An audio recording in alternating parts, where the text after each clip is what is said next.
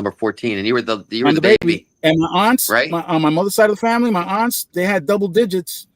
Oh, Lord have mercy. And you know what gets me?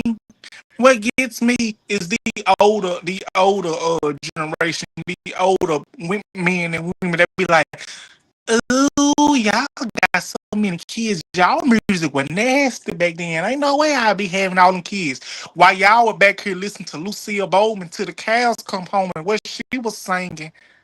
Y'all ain't got no reason to talk about nobody while y'all was in a juke joint. My great grandfather was doing all of that, and he had 52 kids with 3 different women. Oh, Lord have mercy. Good God, man. That's insane. That's insane because I've got I got 4 kids. My youngest is actually getting ready to go through turning 13 or later this month. Okay, that's my youngest. I got 4 other daughters above her. I can't imagine 7 freaking kids. I had to deal with 4, and they were spaced out. They were spaced out throughout my life. I never had 7 kids in the house at the same. I can't imagine 15. Jesus, to me that's like wow. You know, I don't have food, paying for freaking school books. You know, stuff like that. Shoes. You know, that's insane. Dental appointment. I bet some parents be like when their kids get older. I bet some parents be like, "Damn, how in the hell did I end up with all of y'all? Damn, some told me not to do what I did." Hey, but you know what? Hey, DeAndre, if you take care of them right, when you need your diaper change, they're gonna be there for you. You know, if you do it right. But honestly, though, I know I don't have any kids, and you know I'm not mad at it. I'm kind of glad it's just me because honestly, if I'm being honest, I wouldn't want to bring a newborn child into this world, especially what we are dealing with today. Yeah. I wouldn't want that for We were anybody. talking about that before you got on. Kind of like how messed up stuff is. Yes, right now. ma'am. Because that's how I am. I be feeling bad. A lot of people say, "Didi, you 30 years old. Where your kids at?" I don't want any. I don't want any. I'm good. I'm free. I got cousins. I got a nephew, a niece. I got a niece. I'm an uncle, and I didn't know nothing about. Well, yes, I know I'm an uncle, but that's enough for me. I got enough family that I can basically see after and basically look after. You know what I'm saying? I don't want to, I'm free because if I want to go somewhere, I can get up and go. I ain't got to holler. I ain't got to say, "Sit your ass down somewhere." I ain't finna tell you no damn more. Let me tell you something. They tell me. Yeah. Oh my God. That little girl right there, man. Forget it. I'm in trouble. I'm in trouble. Do your kids really do that to you, Mr. Burns? No, the truth is that they're very affectionate. We're all very affectionate with each other. Very. I got that from my mother. My mother was very affectionate with me. Mm-hmm. I don't know how affectionate she was with my older siblings, but with me, definitely very affectionate. And I adopted that. So when I'm around my kids, it's like a mixture of. You ever seen gorillas with their kids? You got a few kids. They make a lot of contact. Didn't you? If I may say this, Mr. Burns, but I have to say this. I can't hide it no more. Your family has some beautiful genes. Y'all have many gorgeous people in y'all family. And like, I don't know. I'm just being honest, cause y'all got some gorgeous genes. I'm Oh, just being DeAndre. honest. DeAndre, on Mhm. your video today, if you don't mind me touching Mhm. up, I'm gonna bring it up. I Okay. didn't realize today was National Coming Out of the Closet Day. Yeah. Oh, look at her. There's the little drummer Oh, girl. is that your daughter? Yep. Oh my goodness, she's so Drummer girl. adorable. That's awesome. Now, if they if they would have been babies, when babies get up in age, I can change. I can change their diet. I'm a. Yeah, they're delicate. They're delicate. You know how my wife taught me? She shoved her in my arms and said, "Take her. She's yours." And I was like, "Oh," I didn't know. It was scary. Yeah. This is the play. This is the playground where I take my kids. You did a video with them on the playground. I remember I watched it when you did that video like a year ago or something like that. I told you beforehand, before you did the video at the playground, I told me. And when I told you that, when you did that video on that playground, I was so proud of you because you listened and you used those hashtags. And I said, "Oh my goodness, he pays so much good attention." I sure did. Mhm. But The uncircumcised, right? That's where my kids play. Hey, that's better. Mine were when I was a kid. We were all metal, and had jagged edges, and don't there was let it always be hot. there's always a scar ended up with somebody from going down the slide, or it was 1,000 degrees when you got on it. You know. Brandon, I what was you saying? no, I Said you asked were you. gonna I touch asked you. up on You mentioned somebody in you your talked video about in the tonight video. that it was National Come Out of the Closet Day. I It didn't know is. that. I Yes, didn't it know is. that. No. It is actually it is LGBTQ awareness month actually, and it's National Coming Out Day. It is. Okay. I was gonna do it. I was gonna do a video today this morning, and I got tired, and I ain't want to do nothing there. I was laying in the bed, just chilling, scrolling through social media. And I said, you know what? If I don't do it today, I'll do it tomorrow, But yes, it is that day today. Well, I And understand. All right. This I understand it's very hard to come out of the closet when you're in that situation. All right. mhm. And I mean, me growing up, my best friend was gay when I was growing up. You know what I mean? And he had his own. I was, even though I personally wasn't gay, but I Mhm. was there, and most everybody I knew at that time was already out of the closet. They were very open about everything. You know what I mean? And but I don't know. I don't know. I'm just trying to explain where my perspective is from it. So But just say how you feel. I'm not gonna jump on you. Go ahead. Say how you feel. We good. No Say how you offense. feel. No offense. no offense, DeAndre. No offense, DeAndre. I'm taking. No, I'm but taking. but I grew up around, but down here in South Florida, and I think it's because it's so hot down here that we just don't wear a lot of clothes, and people just kind of, Be nude. but that's a way so Let it hang it.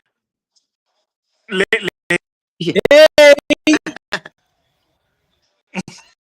You know what? yeah. I don't even know why that's an issue, to be honest.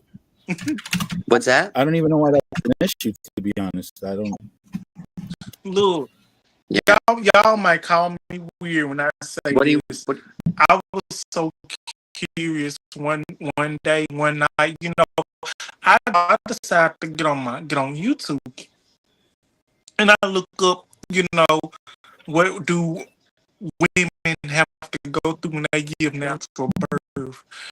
When I tell you, Oh my when I goodness. tell you, I watched a video of a woman giving birth naturally. When I tell you, I almost dropped my phone and I almost fell out the bed when I saw I it. watched it in real life and I Really? almost passed out. So yeah, yeah, I was I'm I with was you. present. I was present to all my children's birth. I almost the first time plastic gloves on or anything, I ended up catching my daughter because my wife she went into like a crab position and she said it's coming out now. And the nurse was yelling, Dr. Esther, there's no time. She was just boom, and I caught her Look, and like a little football. I caught her like a football, and I was like you said, DeAndre, with those little tiny things. I was like, what do I do with this? may I say one more thing, please? I'm gonna say one more thing. I'm sorry, Mr. Burns, everybody, if I'm interrupting y'all. But No, fine. if I may say this, I think I was at the hospital. I wasn't in the hospital, but I was at the hospital. You know where the women give Yeah. birth.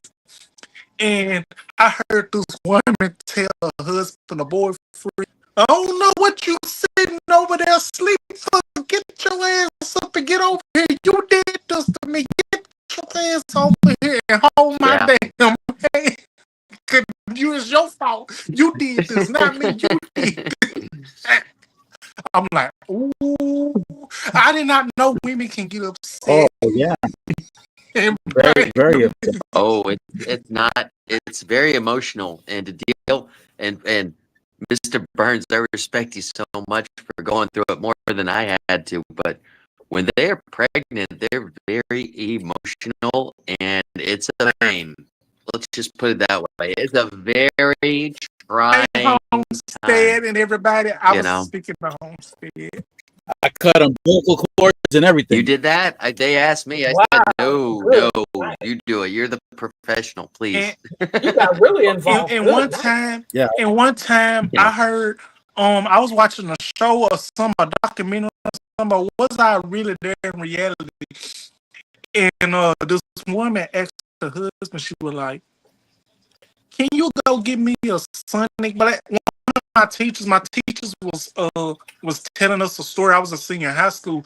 Asked her husband, could he go get us Sonic Blast? Because when a woman is pregnant, she have all these cravings, and they have to have that craving that they really don't want, because if they don't get it, it's like, oh my goodness. And she was like, she was some ice cream and a brownie or something like that, mixed together. And she said her husband told her, no, I'm not going to get it. You don't need that. And she said, oh, what did he say that for? And she was like, oh, That was really? it. So you're not going to give me a Sonic Blast? Okay. I didn't. Did I ask to end up pregnant? Did I ask to go through these damn pregnancies? I didn't. If you can't even give me a damn Sonic Blast, I Sonic tell you one Blast. thing. You gonna, yeah, she was like, well, you gonna be sleeping on the damn couch, because I ain't finna do with this. I'm putting you out. You gotta go, because I can't get my damn Sonic Blast. He's going to a Sonic couch. Yeah, I didn't know women can get like this when they don't get their cravings and they blame them. They blame the husband, Oh, we the gotta. boyfriend, and everything. They start crying. So simple thing. No, I guess I elevated. can't speak for Solomon, but I can speak for myself and say, oh yeah, they get cravings for.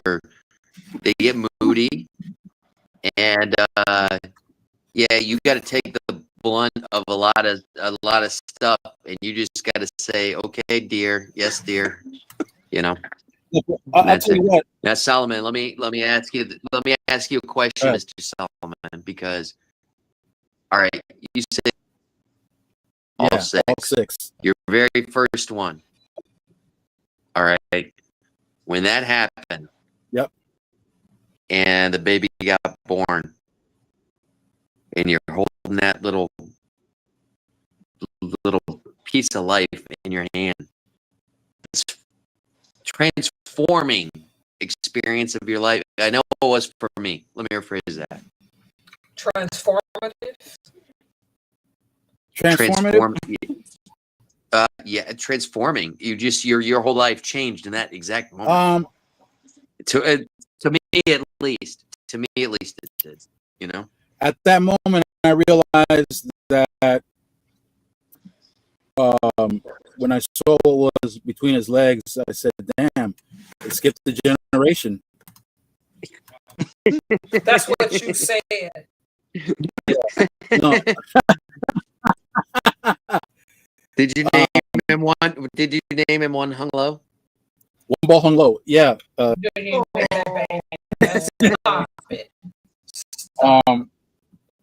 No, when I had my son, I don't know. I was in a strange. Yes. I didn't know how to connect emotionally with what was going on. I didn't know. I didn't know how. Yes.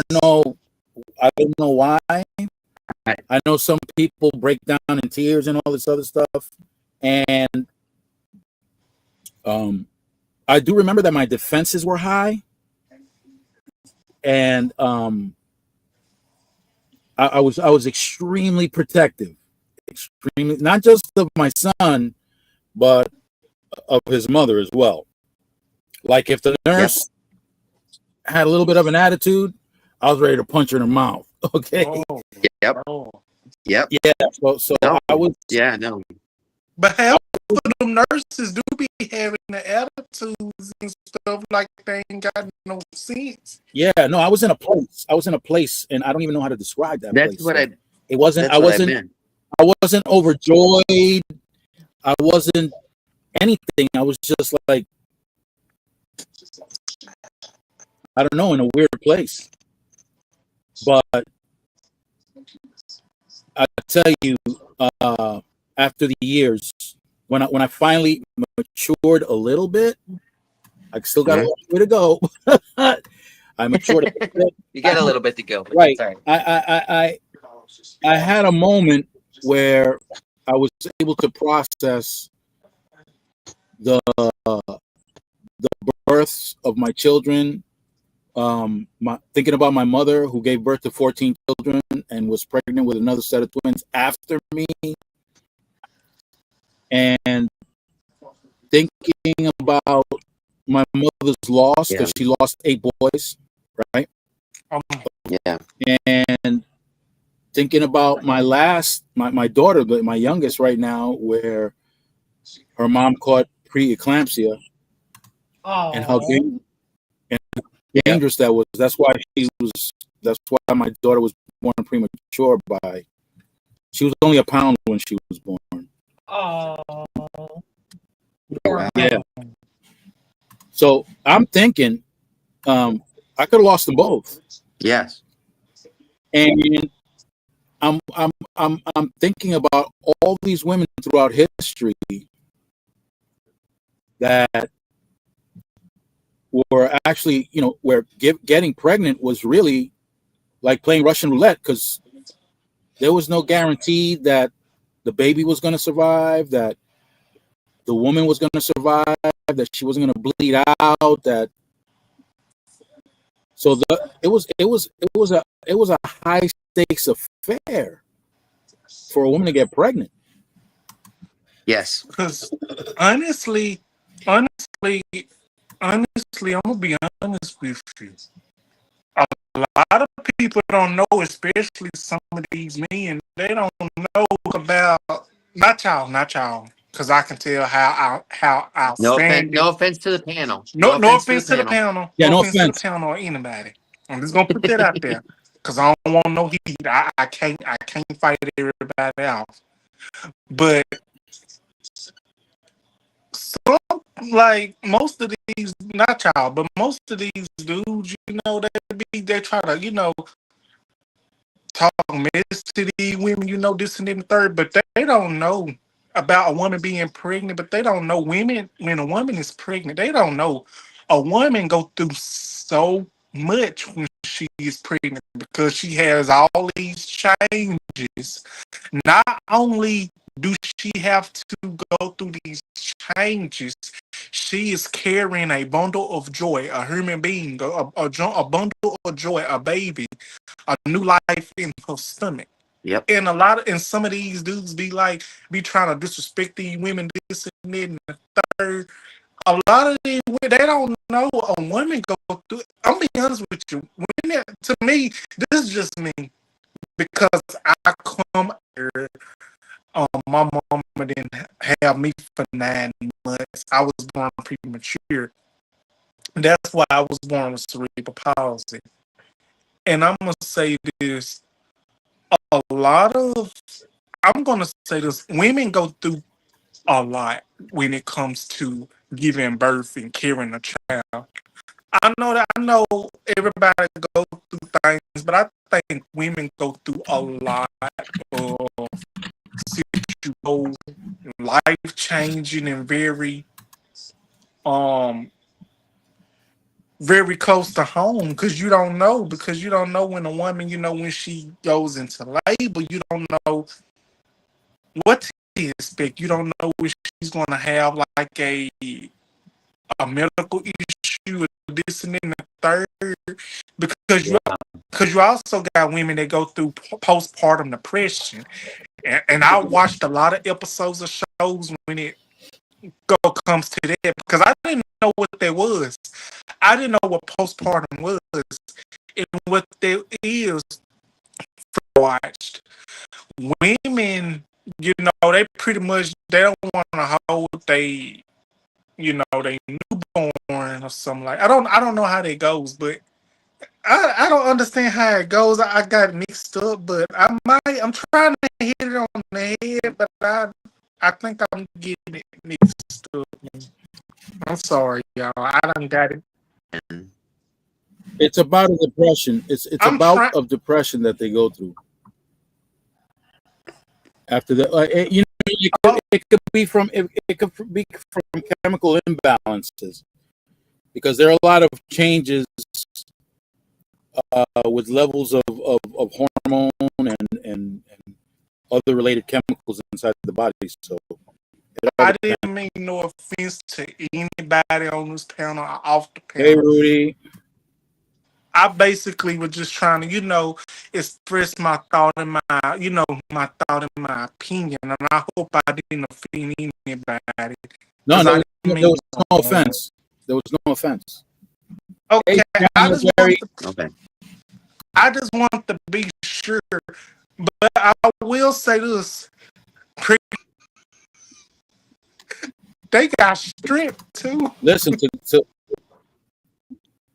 go through all that. No, I'm talking about kicking doors open and doing this and that. Listen, doing backflips while they're pregnant. Yeah. Oh yeah. Flipping cars over.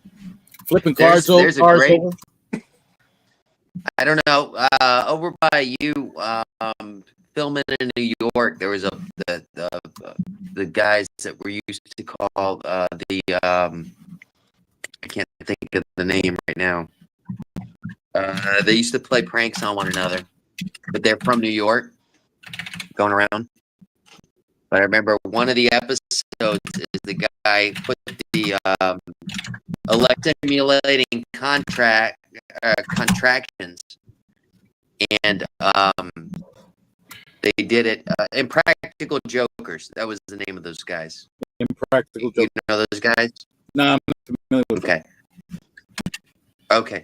But they're a group of a couple of guys. They're in New York, and anyways, when they would fail different situations that they put them in was to go in, and he was talking in the middle of a Lamaze class, and they were going to say this is a simulation, and they hooked him up and gave him the simulation of birth on his, hooked him up with the electrical shock things. You know what I mean? Mm-hmm. And it was hilarious because he was, he was screaming. He was Fucking him out. He's like, how do you do this? How do you do this? Right. And I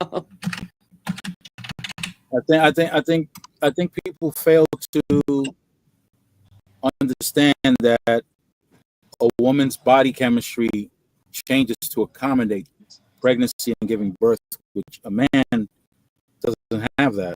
A man doesn't have that that change in their hormonal composition or proportions, a change in their hormonal proportions to accommodate anything like that. So to try to have a man understand what a woman goes through,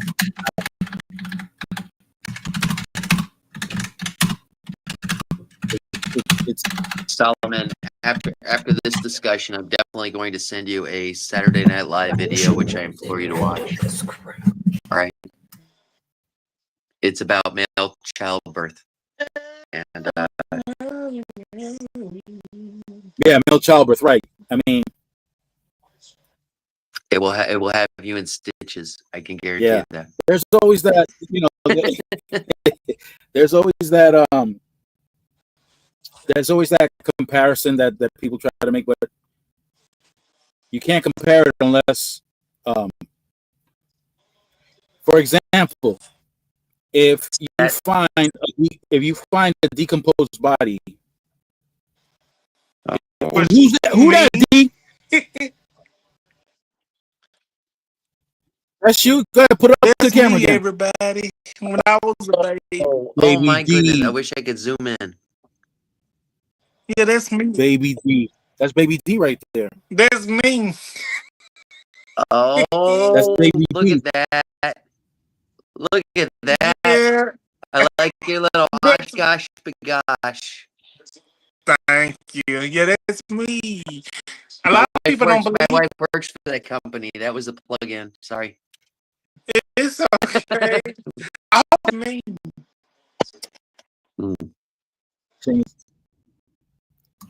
You were a beautiful baby.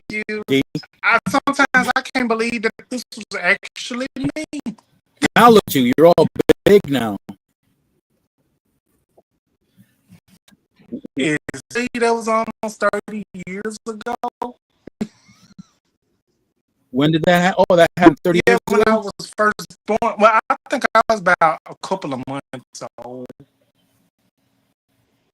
I think. Wow. Because honestly, I got a story to tell y'all just a little bit. I stayed to stay in Jackson University Hospital for about 3 months because they said I died, and then they brought me back because I was so small, and I was premature, and I had cerebral palsy because I was born with it.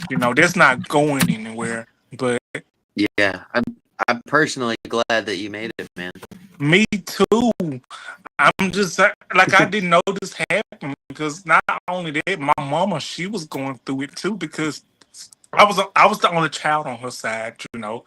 My mama only had me on her side, but on the other side of the family, which I don't too much communicate with, but I just know more about mama than them. Like my mama, to me, my mama was a warrior. Like she didn't take no mess. She didn't take no mess. Let's just say if you talk to her any type of way, just like my grandma, my mama, if you talk to her any type of way, if you was disrespectful and didn't do well in school, let's just say my grandma was kind of like Medea. Before Medea was the back Medea. Or the front? Which one did you get? The back or the front? You're disrespectful. Who, me? No. From what I heard, the stories I heard, my grandma was the female version of Mike Tyson and Muhammad Ali put together. You heard? So if you got it twisted, Look at that. Oh, we You- lost him. 8. He got 8. We're seeing now the impact of when he got his ass beat by his grandmother long ago. Look at him now. He's all blacked out now. Yeah. His wife right out the frame. It happens. While he comes back. So, Brandon, how do you know if you come across a decomposed body? How do you know if it's a male or a female? Oh. Wow, we're doing that. From what I understand from forensics and stuff like that, you go by the pelvic size. That's right. See, the woman's pelvic is designed in such a way so that a human head can go through it, a baby's head. Aloha, source. So, hey, source is in. There are things that the female body has to accommodate birth giving that. Well, in this Saturday Night Live skit that I'm going to send you is, he's got to pass the baby through his urethra. Right. You got to pee the baby out. Yeah. And the guy was like, well, wait a minute. I thought we were doing a C-section. They were like, no, we got to preserve the baby, so we're going to. And the guy's like freaking out. And it's a funny skit. Somebody called me and I didn't pick up, and I guess he kind of messed up what I was saying, and that really made me mad. No, that's all right. You just source- finish the what source you're is calling saying. The source was calling you, D. Wait. The source said Pretty Heart Conqueror did so great today. Yes, she was on an interview today, and she did an amazing job. She's an amazing woman, and she did do an amazing job, source. You are correct. I was there. I was there the entire time. I was cooking dinner and listening. So.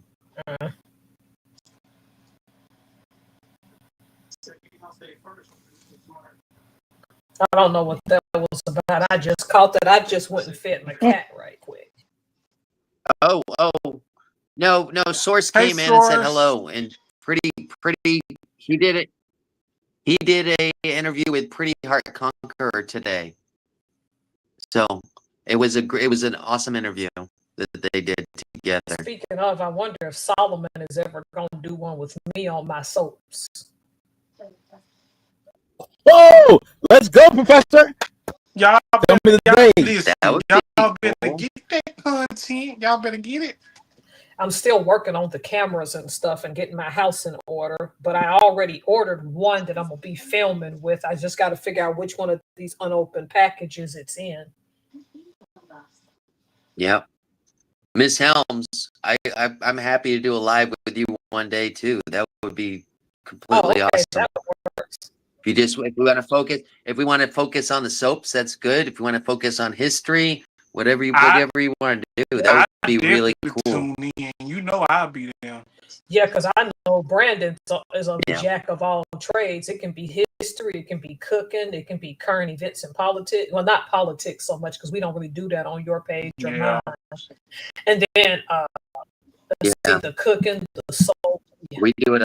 We save it for Solomon's. Because honestly, Brandon. I got something for the source because the source was asking who's having a baby. So I'm going to replay this, guys. Sorry. Brandon is woke. Brandon is woke in a good way. He is woke. Woke. Yeah, There she is, the little drummer girl. Oh, That's so awesome. That's so awesome. Number one, that your wife puts up with a drum set in your That's house what I with all was those gonna. kids. Yeah, that's what Number I was one. gonna ask. Number two, does she drive your wife nuts? She drives my wife nuts, completely nuts. Because I know she get on your. I know she can drive you up the wall sometimes. Oh no, I do get out with her. And what did she tell you? Go ahead. Come on. No, I have this one video where she's arguing with me. She's arguing with you. Huh? Arguing with me. She arguing with you? Yeah, she's She's over Oh, there no. at 2 years old. She's sitting there, and I'm asking her what's the deal. She's going 7. I said, really? That's how you feel? 7. What? You want to fight? 7. She is developing her comedy humor from you. She wasn't trying to be funny though. She was serious. She was seriously wanting to slap fire out of me. Yeah, but you know what really gets me. You know what I love about babies. When they get up in age like they about wanting to feed them something, they try to take your whole food away from you. They don't want to wait. They be impatient. They be like, Yeah. you be like, wait a minute, something- wait, let me feed it to you.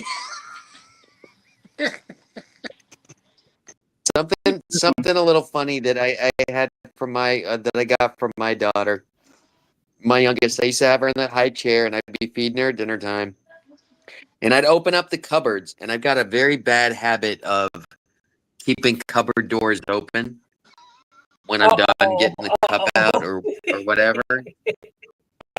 Okay, and When she got out the high chair. no, she would sit in the high chair and she couldn't talk yet. And she was like at the cupboard and go, "Ah," until I closed it. And I was like, all right, you're your mother's daughter for sure.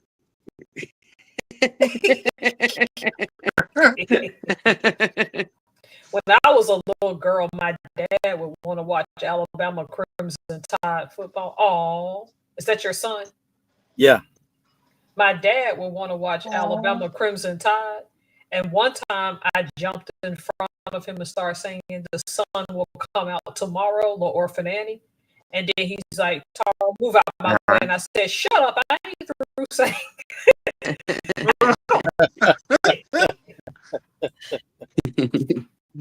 Y'all, I babysitted one time. I babysitted my little cousins one time. One of them was younger than the other one. One of them was still in diapers, and the other one, one of them was crawling, and the other one was walking.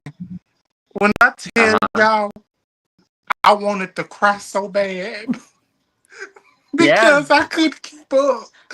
Because I had to worry about the one that was on feet, Yeah, the one that was crawling the one on legs. the one on And feet, you gotta worry about a but little bit more. but you know what? I know? had to put on TV for them to be quiet. At the time, they liked it Sesame Street, Elmo, and the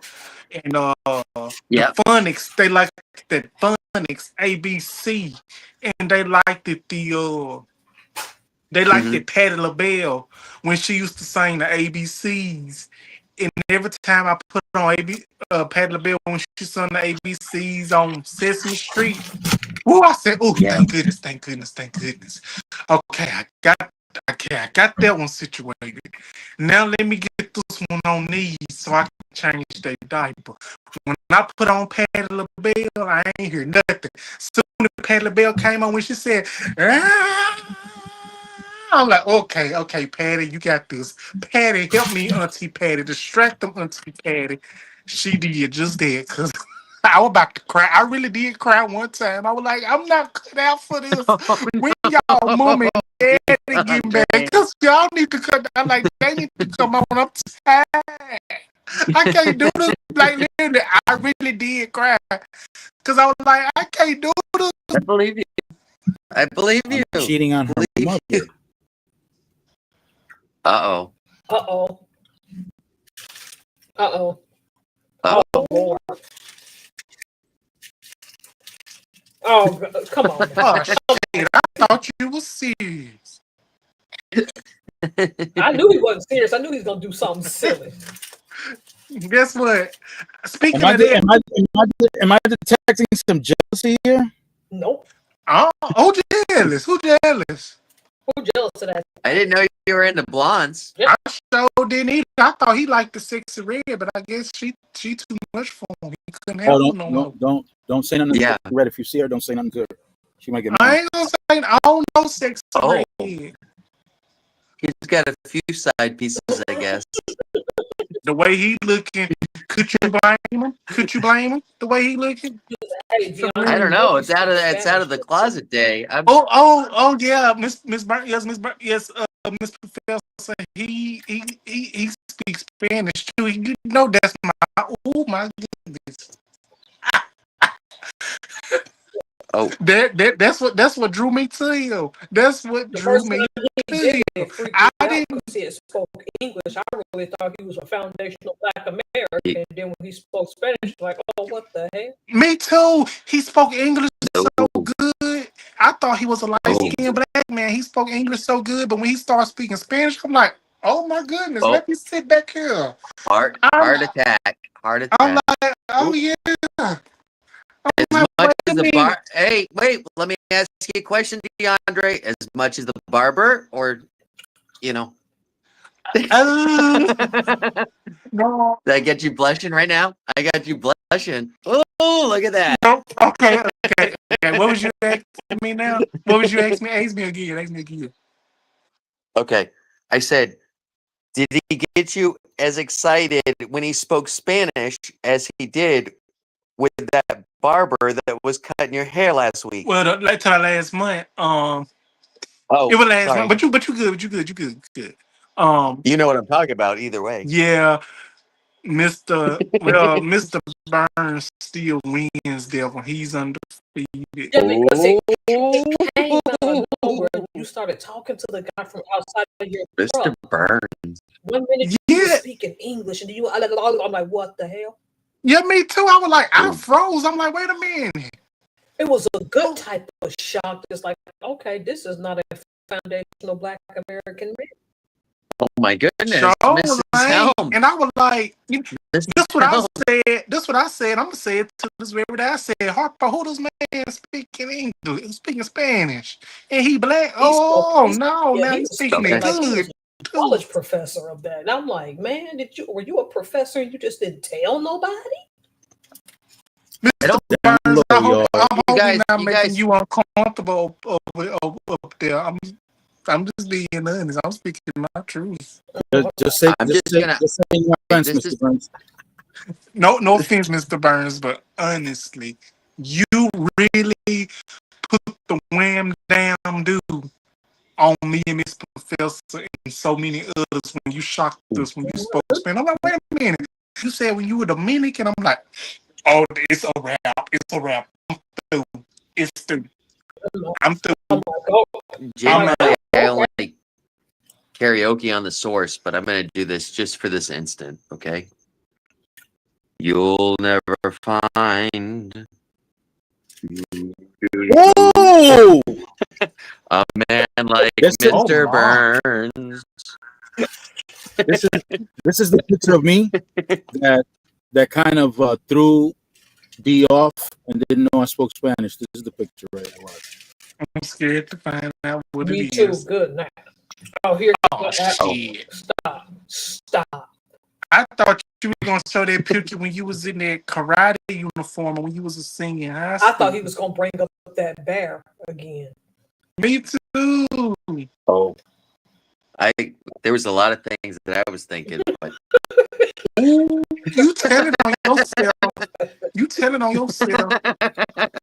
That's me in the gym. that's why I love Mr. Burns. You never know what he's gonna pop up. Mr. Burns is a catch now. I'm not going to lie to you. That was me last week. Oh, stop it. I'll tell you, the hate is strong. No, let me I tell was you. just I ain't going to be like that. The hater. I don't have to talk about it. Uh-oh. I'm happy with the body I got. I'm not fat. I'm not skinny. I'm satisfied. You know what I'm saying? oh, okay. I'm satisfied. You know, I ain't big. I ain't skinny. I can see my neck. I can see my feet. this and then the third. But I'm sorry, I ain't trying to be shady, but No, but I was having a conversation. hey, I was having a even conversation. around back, you did a good job because those squats are really paying off. Listen, you don't know you do not know how many more comments that I've been getting when we doing those squats. Cause I know a lot of people paying attention. I'm like, I don't know. But I was having a conversation with somebody tonight. I was having a conversation with somebody the night before you went on live. We was on the phone for about a good hour before my phone. What? Yeah, and we was having a conversation. We were like, I told somebody, I was like, if a person, I can deal with that. I can substitute with that. You know what I'm saying? If they in good shape, if they looking good for themselves. And I said this to the person. I said, no tea, no shade. But if a person is 400, 500, 600 pounds, baby, no. Yep. You want to do it? No. What the hell are we going to do? What the hell I can do with that? What I can do with that? That's what I'm doing with that? That's extra. You're getting extra for the same amount. No, the hell I'm not. I'm getting a DLC in it. So, you ain't ready for all that jelly, man. You ready for that fluffy? Oh no, I can't do it. No, let me tell you, I ain't trying to be funny. No, shut up, DeAndre. I ain't gonna say it. No offense. I ain't gonna say it. I want to say it so bad, but I'm not gonna say it because somebody gonna get mad at me. Okay. I ain't gonna say it. I want to say it so bad. It's on the tip of my tongue, but I ain't gonna say it. I'm gonna keep my damn mouth closed for once. You wouldn't be with somebody like that, man? Like if they cut their leg and gravy dripped out, you wouldn't be. Hell no! What the hell I'm gonna do with him? I can't do that. Okay. I'm sorry. No tea, no shade. But no, that's okay. I'm not. No offense. No offense. I'm not gonna take you liking skinny people. I like big people. No I like. Let me rephrase that. When I was single, you know, I was looking for the girls that I used to have to roll over twice to get. Wow. No offense. No offense. I love big girls. They were like a bounce house. They're like a bounce house. We could have fun. Nobody was getting hurt. Okay. Shout out to the plus size girls. Shout out to plus size peoples in general and the world, because a lot of peoples does not give them that recognition. But for me, 50 to 300 chubby, yes, I can deal with that, because honestly, I'm a person. I love someone and I admire somebody that has, meat on their bones. They got something going on. You know what I'm saying? I admire everybody, but I really feel like chubby peoples and curvy peoples, they're not getting the recognition that they deserve. A lot of people's rather go after somebody and admire somebody. They go to the gym 24/7 that has the damn veins popping out their damn neck. They'll break their neck trying to get to them people. Do you know what happened when skinny people get into intercourse? They start to hurt. It's a lot of bruising. Really? Yeah. That's why you know. What can I? Oh, I'm sorry. I didn't mean to interrupt you. It's sorry. okay. I'm sorry. After I say this, you can say what you want to say. I promise you. No offense to anybody in the panel. No offense to anybody, but I have got to say this. Let me take a drink. Two big people ain't got no damn reason being together. I'm sorry. Because you trying to find they stuff, they trying to find your stuff. Oh, I'm for real. Two big people. I understand love is for everybody, but two big people ain't got no reason being together. I'm sorry. Can I interject? Are you done? I'm done. Go ahead. I'm done. Okay. There's two ways. All right. You either slap the thigh and ride the wave in, okay? Oh, Or wow. you roll around in some flour and you find the wet spot and you're good to go. Oh, Lord. have mercy. Okay. Oh shit. Oh, Lord. Okay. I was scrolling through It something works. else, but and then you gonna go ahead and agree with it too. Hey. Did I offend sorry. anybody when I said that? Was I mean No. when I said that? I was No. just being No, because No, you are me. Hey, everybody's got their preference, everybody's got their preference. Everybody's, I might like big girls. You like little guys. Hey. rephrase that. I like average guys that have, they got to have a little meat on the bone. I can do with skinny thick. I can Send me a deal picture with of your that. barber. Send me a picture of your barber, and you can clear it all up. Okay. Well, when I go back to him and get my hair cut, I make sure I get a special picture just for you can look at him so you can Get a evaluate. selfie. Get a selfie. Because he don't know. He don't know. He don't know he was gonna knock off half price of my damn haircut. He don't know. It was coming close to that. DeAndre Oh. Mr. Oh. Burns is barber too. Oh, I remember. He makes comments. I've been there when he made He loves him comments. some Gerald too. You gotta remember. All right, I've been on this panel for almost a year now. Almost a year. We've been together on this panel. You guys gotta remember that, okay? I remember that. Okay? Things that I remember. I'm just saying. Uh-oh. There's a lot of things that I remember. That's all. That's all I'm saying. I don't have Miss Professor. You remember when Mr. Burns did that video when he got his hair cut and his nephew cut his damn head, cut his hair? I remember that. Ooh, Mr. Burns just don't know. I was gonna make me a trip real quick to Harlem. Oh. I was gonna leave Mississippi to go get me a When I haircut. saw him, my mouth dropped like, good night, your family's beautiful. Woo. Exactly. I'm like, oh, I say, these people were crazy, oh, Mr. Burns. Look how good look at the family. Probably spend the game on the What? Shut up, DeAndre. You talking too damn much. I've got some handsome nephews, man, for real, and some very, very pretty nieces. I got this one nephew. You're not saying that in a Donald Trump way, I hope. No. Do you remember years ago when he had that show, The Apprentice, and he had no, he made a creepy comment when he was interviewed. If I was my daughter's age, talking about Ivanka, I would date her. I'm like, what? Yep. You remember that too, Brandon? Yes. Yeah. That's very. That.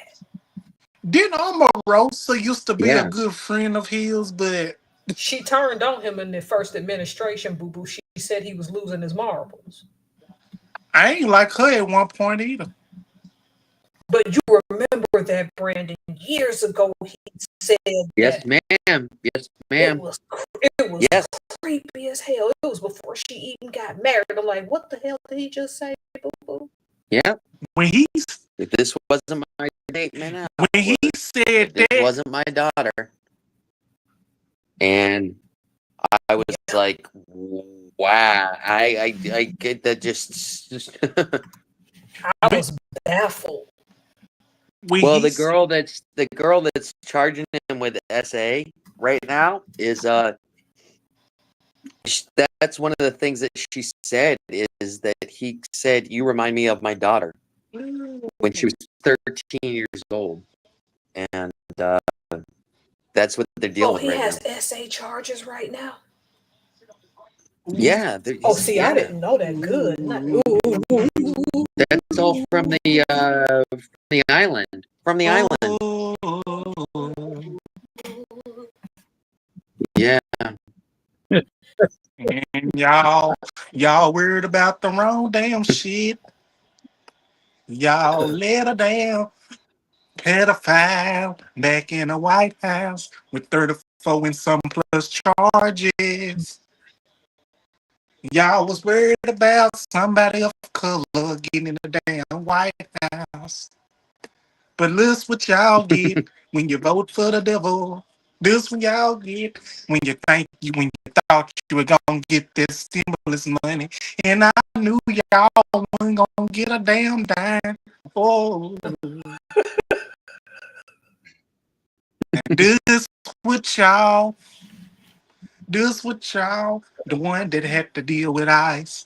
Y'all thought if y'all voted for that man, he wasn't gonna do nothing to y'all. Oh, he made a fool right out of y'all ass. Oh,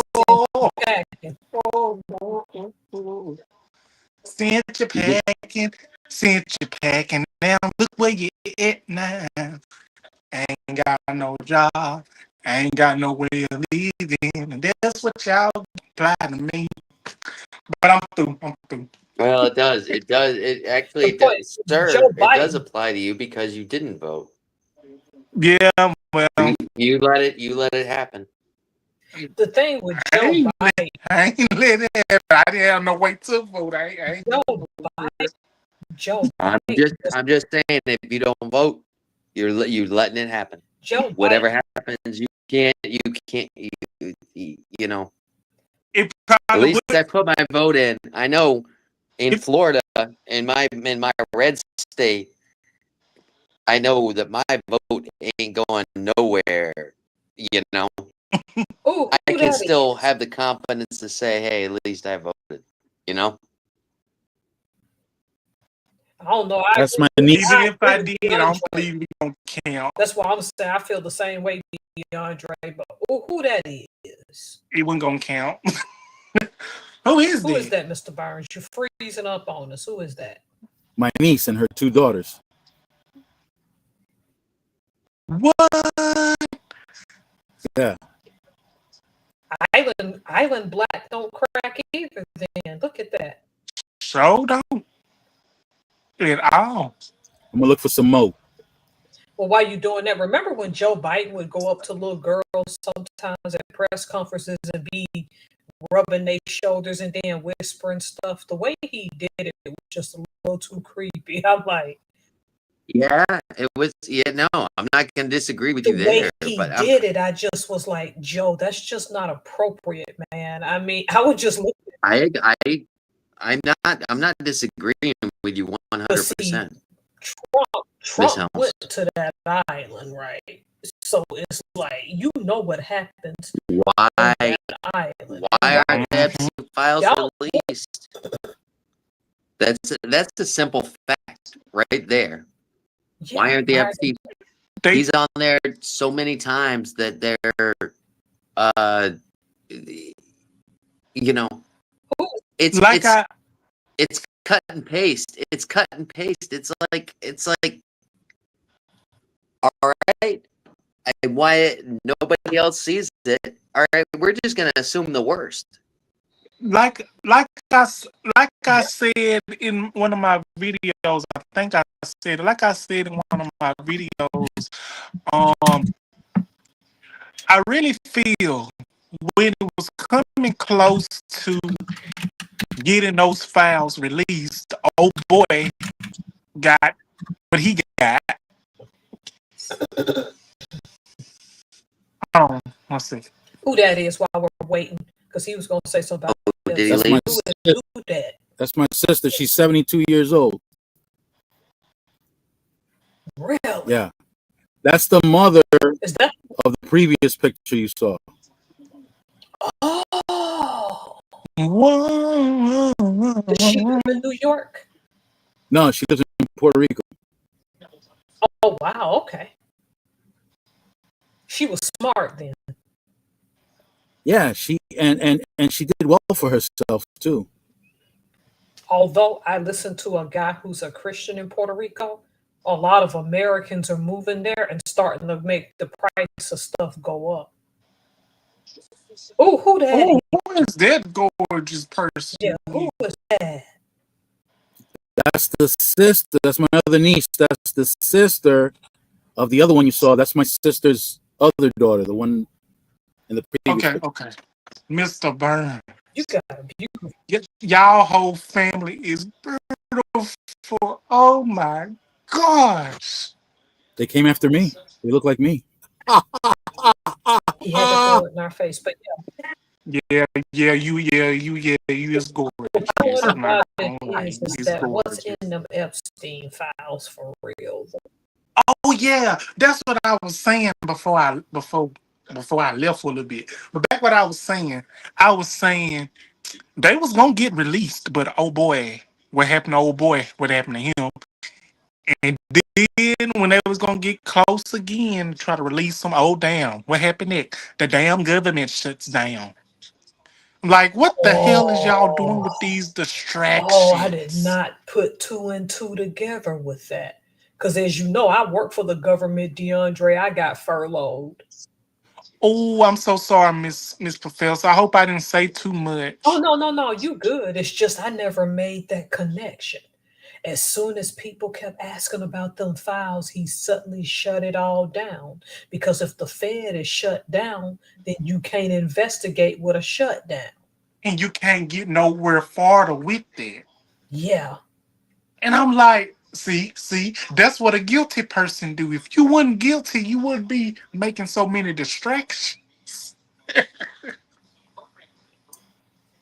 I'm like, oh.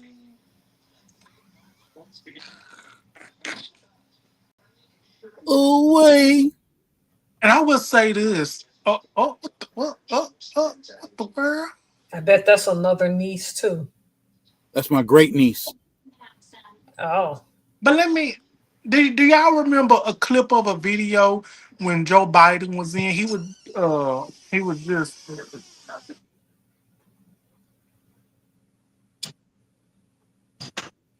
Did I hit the Yeah. wrong button? No, but I know Oh, DeAndre muted oh, himself. Like oh, okay. he must have gone somewhere. I All never right. made that connection until DeAndre did. Well, I didn't. I missed it. I missed it. I was talking to my daughter. I'm sorry. I was Miss Professor. You can recap him on it if you would like. You know how you were talking about the Epstein files and how Yeah. all summer they were talking about that. Yeah. DeAndre made the connection that suddenly they closed the government down after people kept asking about it. And if the Oh government yeah. shut down, it can delay that investigation. Oh yeah. Oh, there's I all sorts of things coming on. Every time it gets brung up, there's something going on. Yep. We're and, bombing Iran. We're and we're there's always something, you know. What is the truth that they signed a deal to let the country of Qatar build a military base in the United States? That I just saw that. I didn't know if it was real or not, because I haven't been able to listen to the actual news.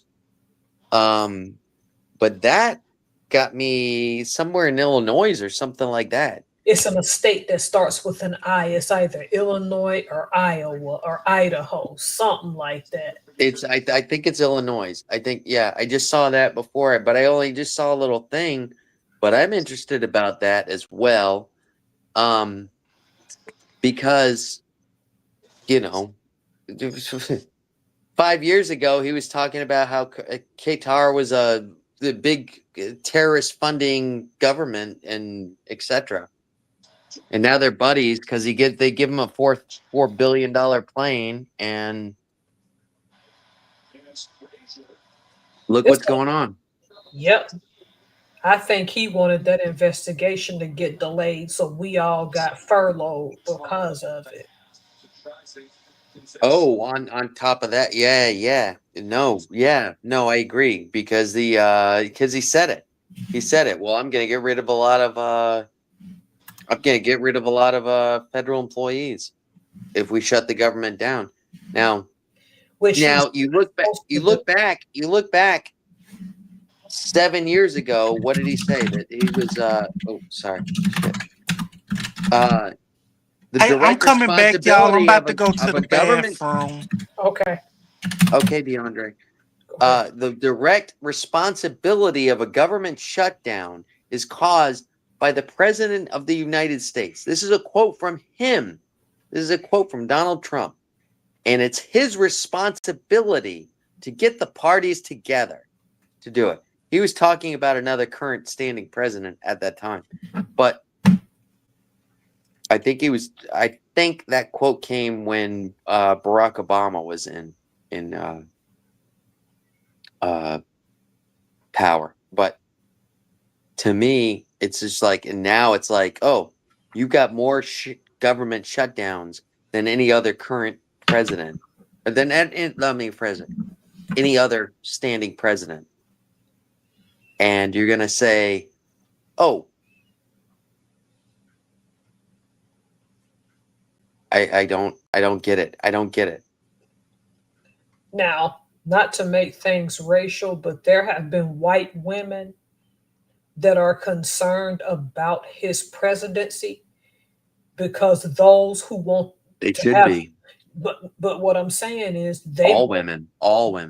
No, but the thing is, with white women, they think he's going to weaponize them as a beacon of white supremacy, and he's going to push that trad wife stuff on them and the conspiracy that white people are being genocided out. Mm. Well, he's left. Let's just put it this way: he's left. How many people has he annexed from this country, and how many people has he let in for political asylum? What was it? It was just the South African white supremacists that he allows into the country for asylum. Everybody else is pretty much blocked at this current time, you know? Didn't he just do a major block of Africa too?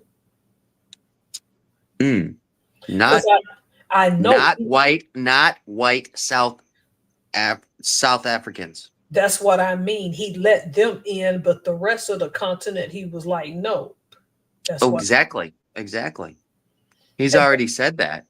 Just like He's already Ibrahim Traore of Burkina Faso was saying that any black person in the world could come live in his country. Now he's taking that back. Oh, and yeah. I understand why he's doing that, because we blacks in the West are westernized.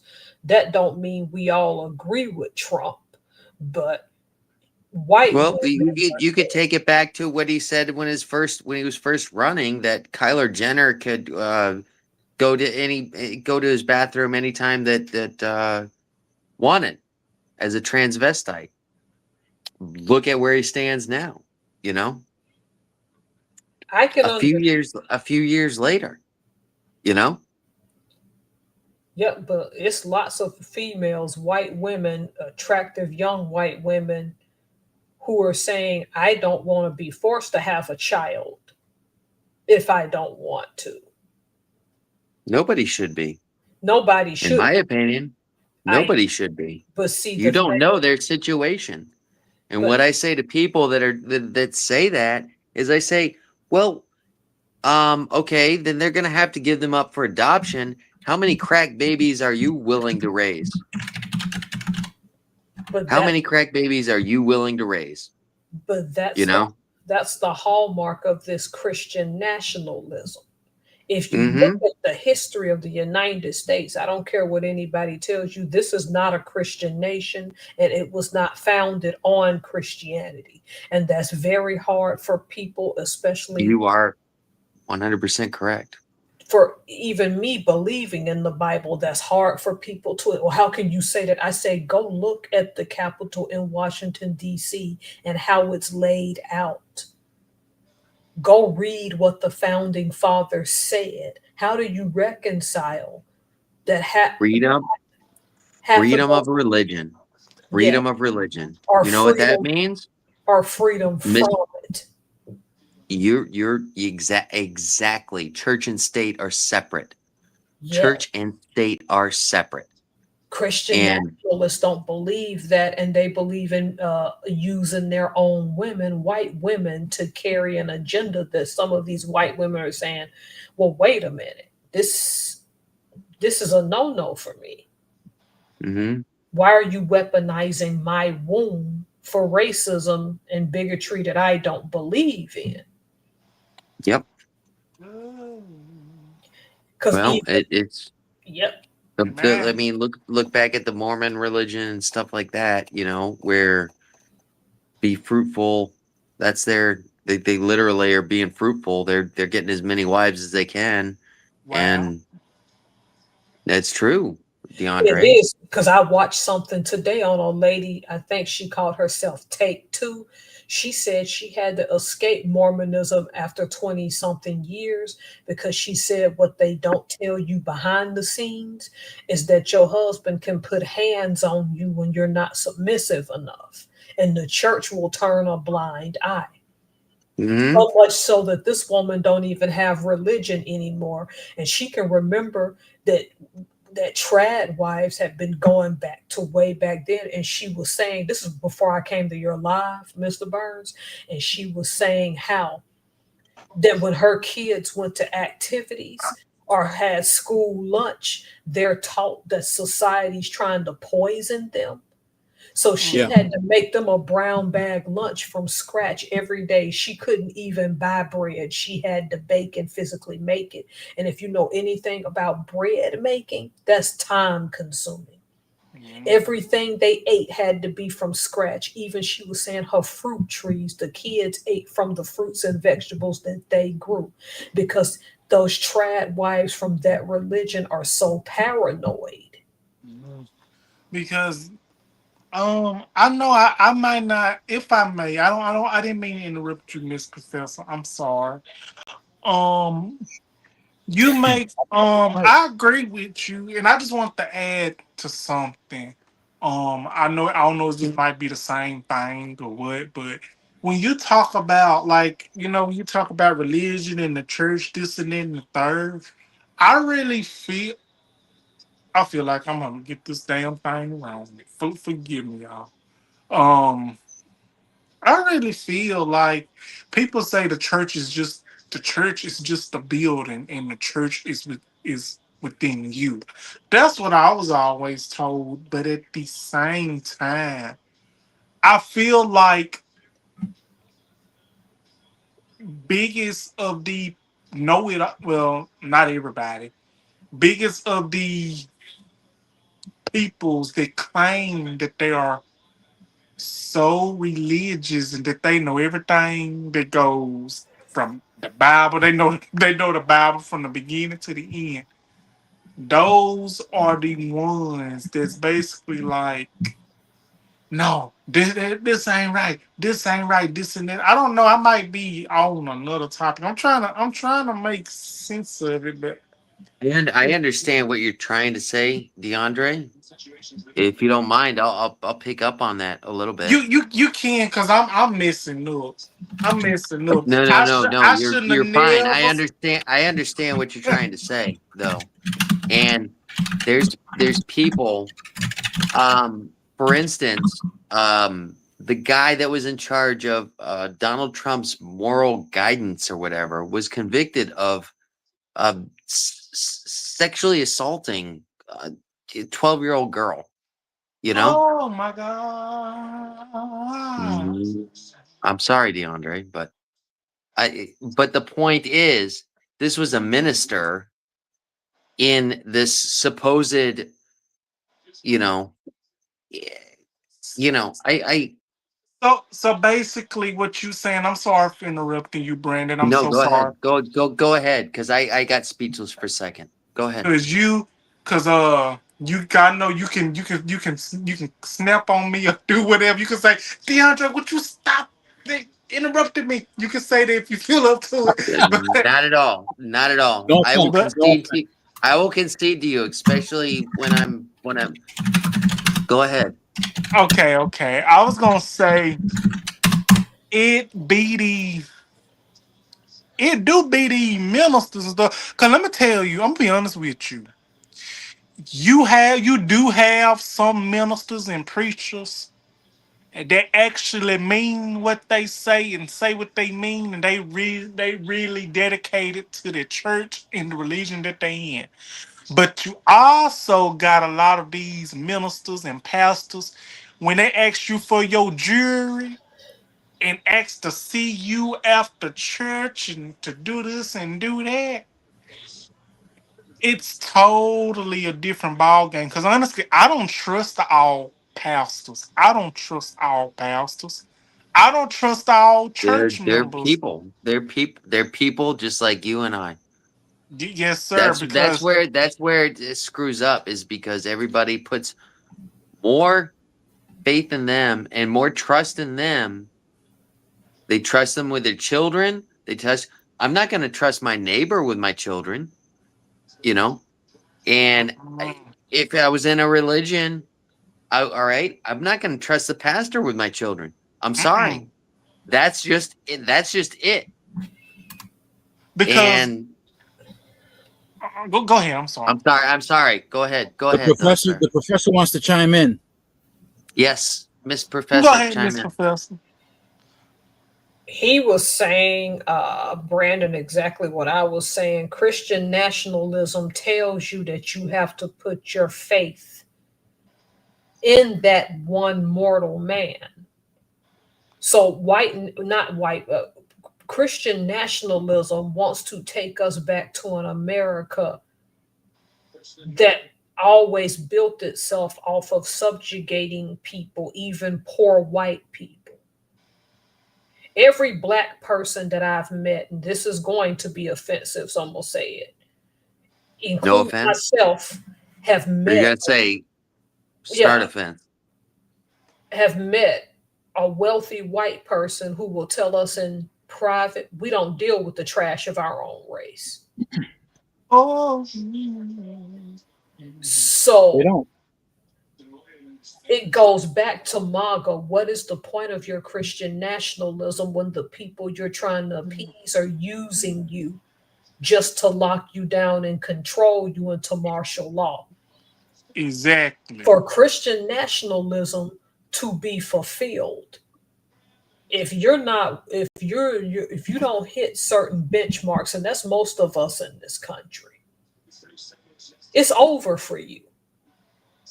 So the thing about it is like I tell people, because some Christian nationalists, everybody need to go back to Africa or to this, to that. I'm like, the problem with your argument is, where are Native Americans gonna go? They're going to stay right here. And all those Christian nationalists that are of descendancies that aren't from here, they need to go back to Europe. The thing Because about You want to know? Oh, I'm sorry. Go ahead, Miss Helms. the point about it is like you're trying to take America back to a time that no longer exists. I'll give you an example, and I want y'all to put these dots together. Did it ever exist? Not really. Now, India, in their mind, it did. India, because people from India are called Indians, okay? So that's not offensive. They like being called that, okay?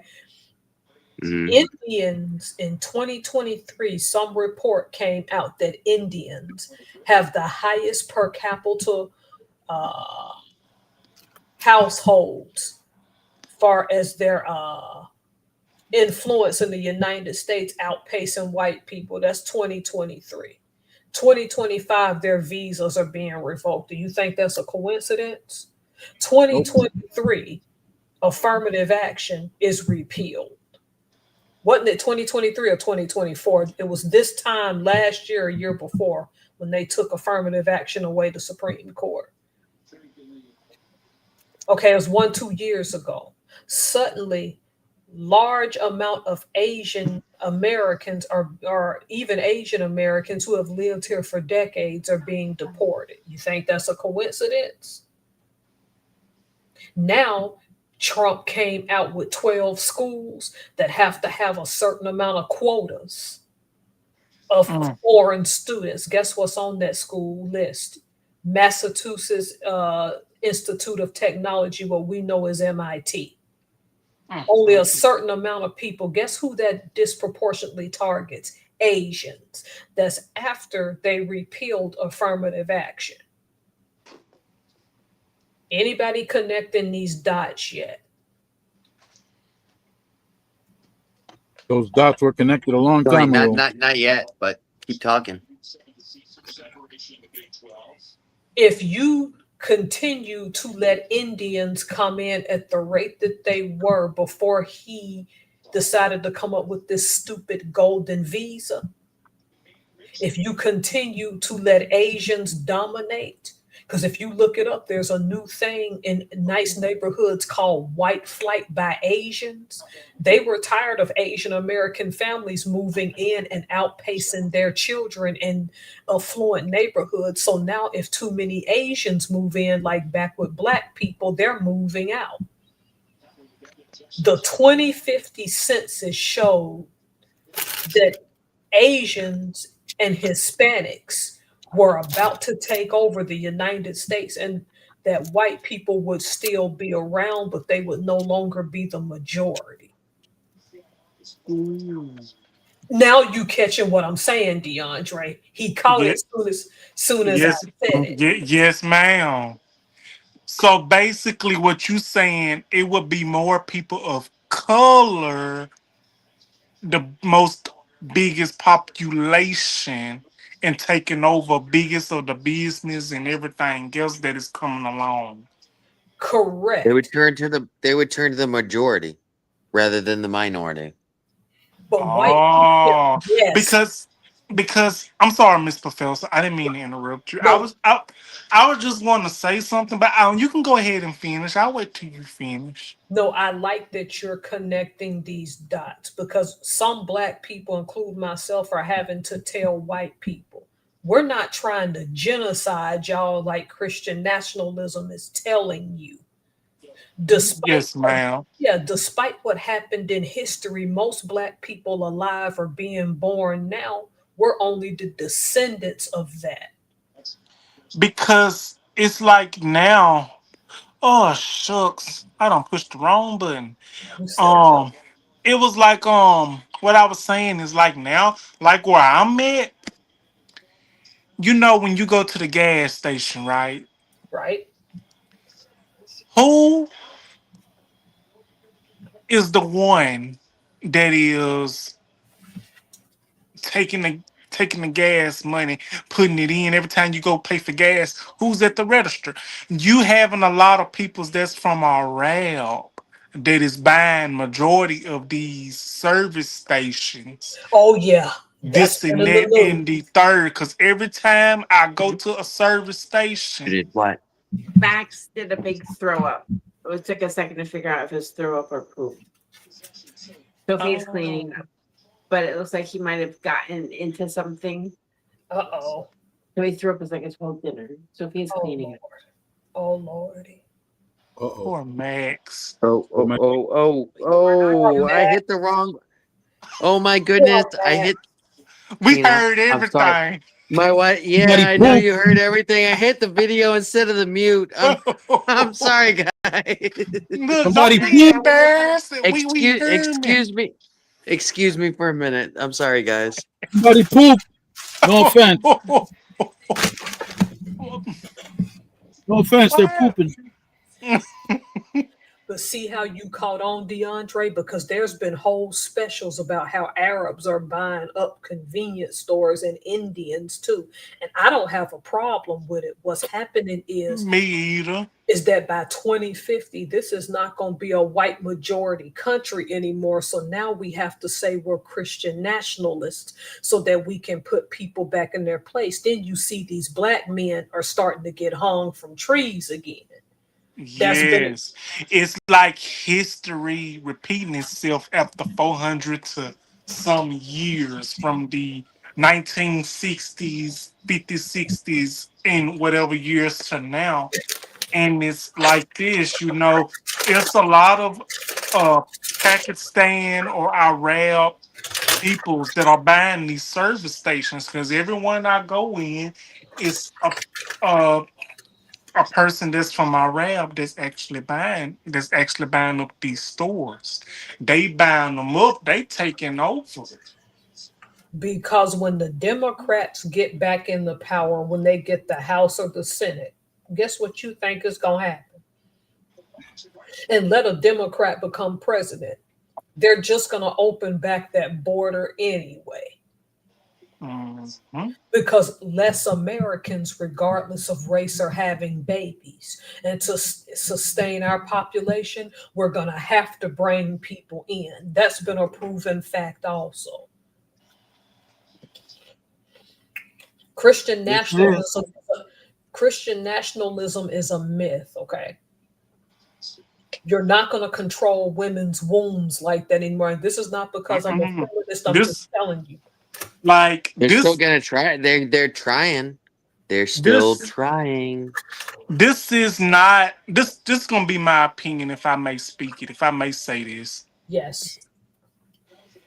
This is not the 1950s, 60s, and 70s. Ain't no woman gonna just stand there and let a man, basically talk to them any type of way. Believe it or not, they're out there. Believe it or not, they're out there. I was gonna say, D, don't say that. They are out there. Some women will let men mistreat them. Yeah. It's unfortunate, but we know it happens. Yeah. Well, talking about Christian nationalism, I've unfortunately had to witness it a lot. Talking about Christian nationalism, that's exactly what goes on under Christian nationalism. Because I believe a lot. The women are subservient. It's a lot of women out there that still believe to this very day, even though it's 2025. A lot of women still have them old school ways, like they believe, that y'all know what I'm talking about, the old school ways when it comes to their family, when it comes to their husband, this and that and third. A lot of those women still have those ways and believe in that way. And no matter how many times you try to talk them, through it and try to get them to see a brighter way, a lot of them don't want to see it that way because I guess that's what they immune to and that's what they used to. But now it's way different. A lot of women a lot of women is not gonna put up with a lot of the stuff where half of these guys putting down. They is not doing it. Some of them might. They're trying to rein in on that. They're trying to rein in on that. A lot of these people that are associated with Project 2025 are trying to make that a reality, that men will be able to subjugate their women, and they gotta roll with it. Well, they better be careful, or they're gonna have another Marina Bobby. Yep, I remember that. Y'all know what happened. Y'all know what Marina Bobby did to her husband. Yep, because I wanted to talk to my mama. I tried to talk to my mama about it. She wasn't trying to hear it. I was a kid when that happened. I'm like, Mama, how did she do that? And my mom, like, we ain't gonna have that conversation. I'm like, oh. Because somebody was like, they kept talking about it for years. And I kept saying, y'all just lying. Y'all lying. That didn't really happen. So yes, it did. No, it did happen. I looked it up. I looked it up on internet, and they even had it on. Did I lose my? And they even had it on Snap. Y'all remember the TV show Snap? They had it on Snap. They said this woman named Marina Bobby waited till her husband went to sleep. But it's wrong. But no, let me tell you something. You didn't get the full story, because the full story is that they interviewed a couple that were driving right behind her when she tossed it out the window. Oh, and it hit their windshield, and it startled the passenger. And he said, "Holy shit! Did you see the size of the dick on that fly?" Yeah, for real. That didn't happen. You just made that up. Oh, let me tell you, I ain't trying to be. Listen, Marina Bobby must was a savage for her to do that. She didn't even think twice. No. No. I guess she's saying, okay, oh, you want to do this? You want to do this? I got a trick for your ass. Watch this. Yeah, they're out there. They're out there. They will cut your member off. And let me say, as a woman, there's a difference between a trad wife and a super mom. Okay, super Yeah. moms are women who really wanted to stay home with their children. They feel the joy of taking them to the park, taking them to the museum, teaching them their ABCs and potty training, and that's a super mom. Okay, Mm-hmm. a trad wife was an obedient Barbie doll. Got it. Mm. I didn't know what a trad wife was, but yep. I didn't know what one was either. I Just really don't, didn't yeah, know. yeah. Just be careful about watching them videos, the way they talk, because I know y'all too can see through things. They'll sound brainwashed. Oh, speaking of videos, it's some I wanted to elaborate on here. I did on my video. Did y'all see?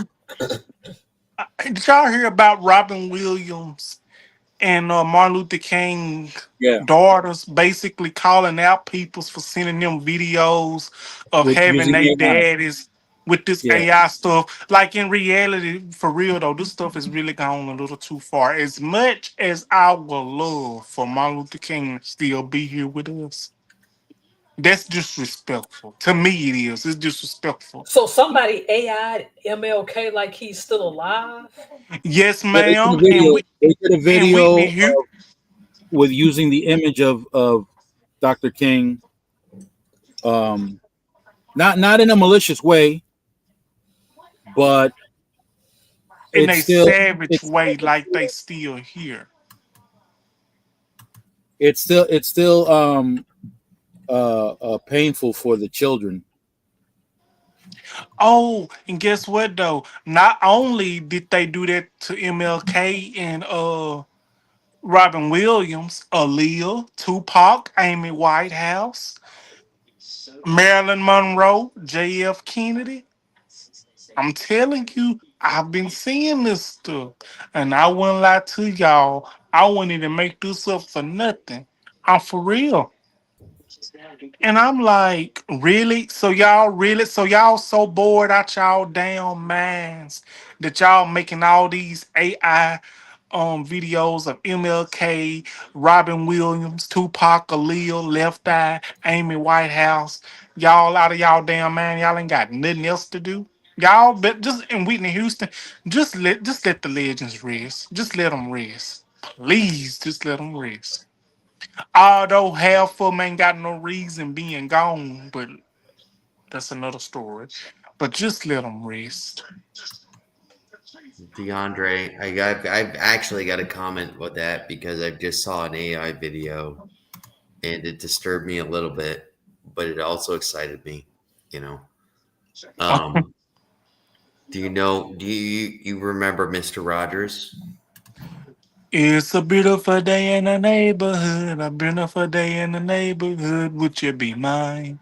Could you be mine? Yep. I loved it, Mr. Rogers. Okay. Mr. Rogers you would agree, was a wonderful person inside and out, right? Hmm. So they made an AI of him with Easy E.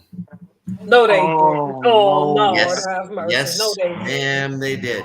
No, they With didn't. with Easy E, and they're both sitting there drinking 40s. Oh no! Stop! No, not Mr. Stop! Are Rogers. you laughing? Yes, him and Easy E both drinking 40s. Are you laughing, Brandon? I am laughing because Not Mr. Mr. Rogers. Rogers and don't Mr. drink no. Rogers leaned over to Easy E and he says, "Hey, you like Bofa?" And in the Oh, video, Not Easy E said, Mr. "Oh," said Rogers. Bofa.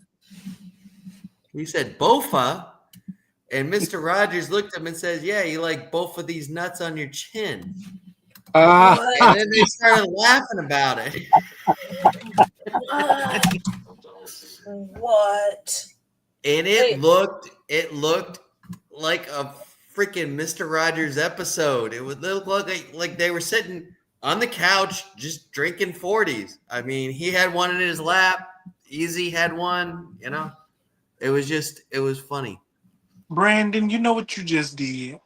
I just ruined your childhood. I know. No. Sorry. You know what you just did? No, you did not. No, you did not. But you know what you just did? You just gave me the urge when I get off this live to go on YouTube to watch Mr. Rogers' Neighborhood, basically go to sleep on it and listen to it while I sleep. That's good. That's a good thing. The real one, not the AI one. Right? I ain't gonna look up the AI one because I don't believe. Listen, Oh, you know I'm what? I'm gonna send it to you. You're gonna see it. You're gonna Oh, see I'm it gonna watch it. I'm gonna watch it. Yeah, But y'all, since we talking about AI, did y'all hear about Dolly Parton? They said, her sister put on social media that she wasn't doing well. So after that, the big confusion, Dolly Parton actually got on the internet and she said she ain't gone yet.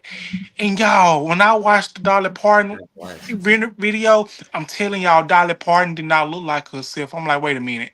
Is this AI or is this really Dolly Parton? Because at this point, I don't believe nothing no more. I don't believe anything no more. I don't believe nothing. Because AI has really tricked us, has really tricked a bunch of people so bad, even a guy.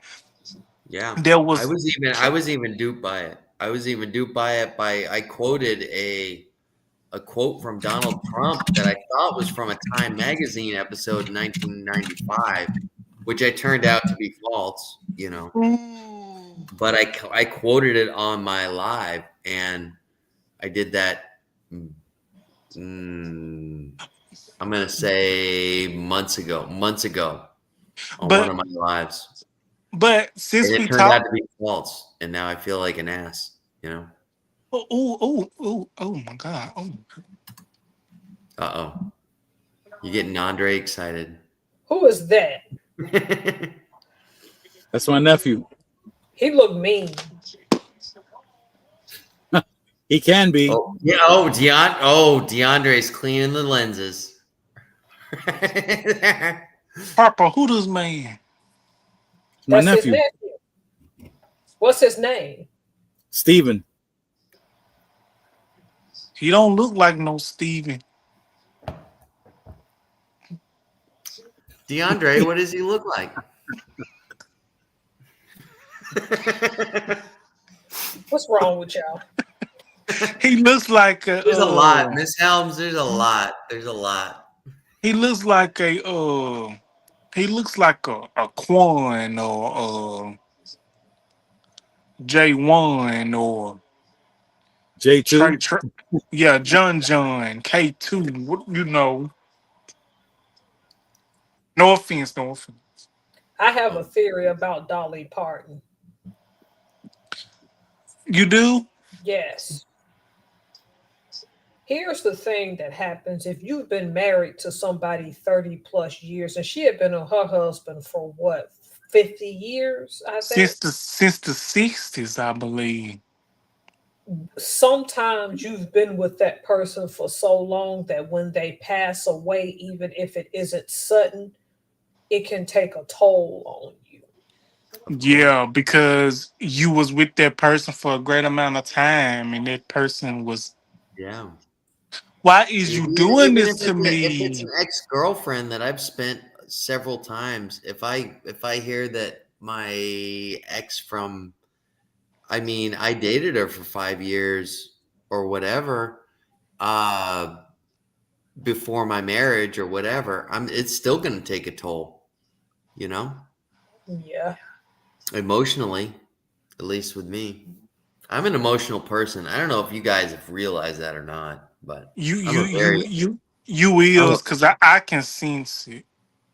I'm a very emotional person, and especially when you upset your 13-year-old daughter because you accidentally put her foot on camera one time and she just went ballistic over her foot being and you was like, I'm so sorry, and you look like you wanted to cry. You sure did. I'm like, okay, I'm gonna let him go on and get it out because I know it upset him.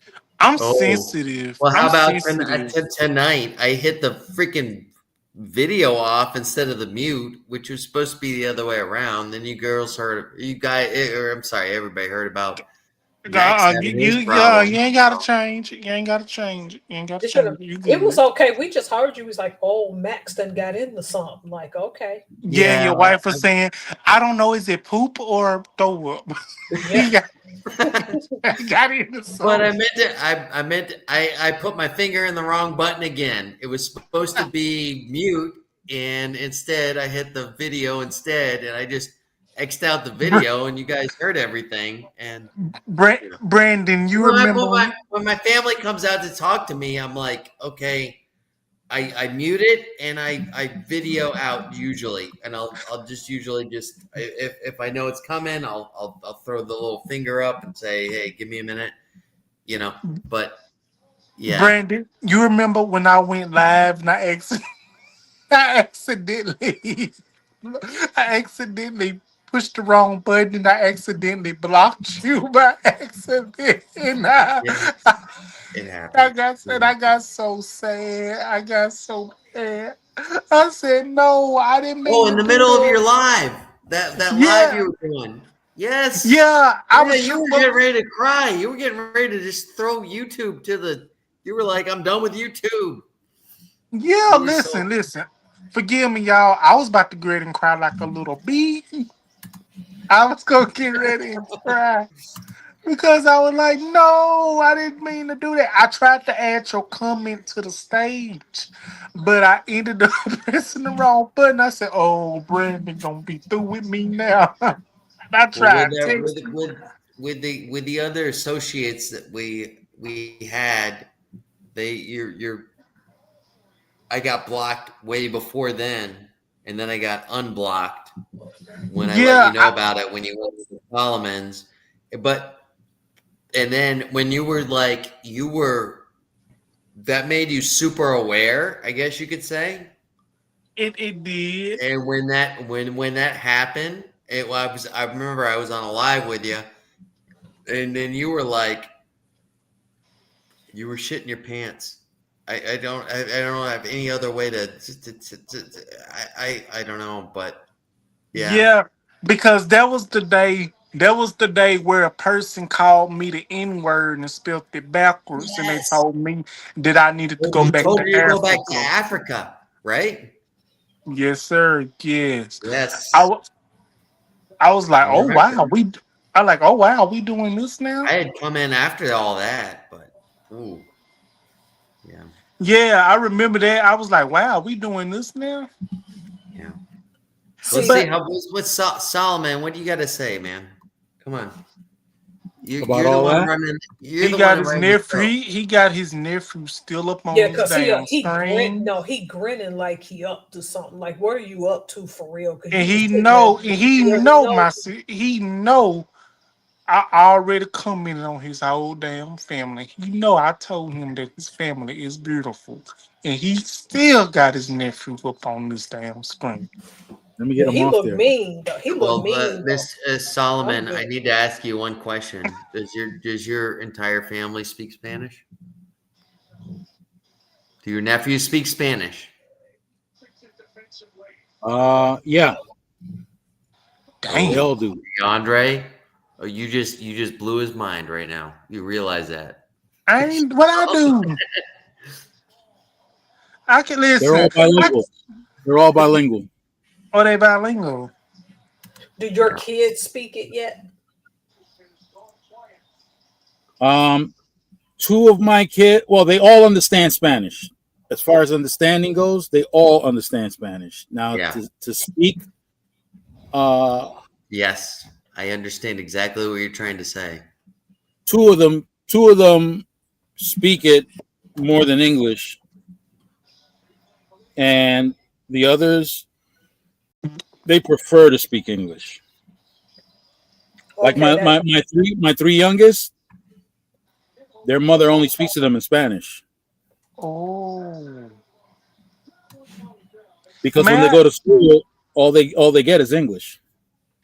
May I ask you, Mr. Burns, when you're at your family home, what do you speak? Do you speak English, Spanish, or both? I speak both. Oh my God. Yeah. It makes sense. Yeah. I'm glad you speak to me English because I don't understand a word of Spanish. I don't care how much I put in to translate. I don't understand. Okay. I be DeAndre, I mispronouncing. don't speak. I don't understand a lot of English, so I'm. Yeah. What? Exactly. Me either. You don't? English is the most complicated. Well, let me rephrase that. I think Chinese is the most complicated language to learn, from what I understand. I can't speak that. I can't speak that. When you say Chinese, you mean actual Chinese, Mandarin, or Cantonese? Exactly. See, you're proving my point right off the bat. You're proving my point. Right off the rip. Right off the Look, rip. No, but I understand that Chinese is one of the hardest languages to learn. Um, can't, English is second as far as being one of the hardest languages to learn. Latin American, I learned Spanish. I got an A in Spanish and I got an F in English. Let's just put it that way. All right. Lord, When I was how? growing up. I'm sorry? Oh Lord, have mercy! You got an F in English and an A in Spanish. Boo boo. wow. Yes. Because Because Spanish is much more simpler language to learn. It's Latin. Everything is laid out. It's, It's it's like pronounced. It's pronounced as it's spelled. cause, cause guess thank you. what? Cause I when I before went E except after C. There's so many rules with English, you know. Because when I went to the Chinese restaurant, we can call in our order. We ate Chinese one night, um, Hmm. and I went to pick it up, and I told them my order. I'm be honest with you, I ain't no tea no shade. Yeah, I can't understand. I can't understand. I couldn't understand what they were saying. And I said, "Hey, how you doing?" I said, "Can I get my order?" I said, "I had the number 10." I said the number 10 or number 8 or whatever it was the sesame chicken and rice or shrimp fried rice. They were like, "Oh, you want shrimp fried rice? Want shrimp fried rice? What's the shrimp fried rice?" I'm like, "No, no, no." What you had, egg roll? I'm like, "No, no, sir. I had the number." Like I didn't understand. I'm like, "Oh, okay. Oh, you had this. You had sesame chicken rice, sesame chicken rice." I'm like, "Yes, yes, yes, I did." And they were like $10 and 50 cents. I'm like, $10. Like I didn't mind paying. I'm like, wait a minute, I thought it was $10, not 10. But like $10 and 50 cents. So I paid them the money. They were like, you want soy sauce, duck sauce, whoa.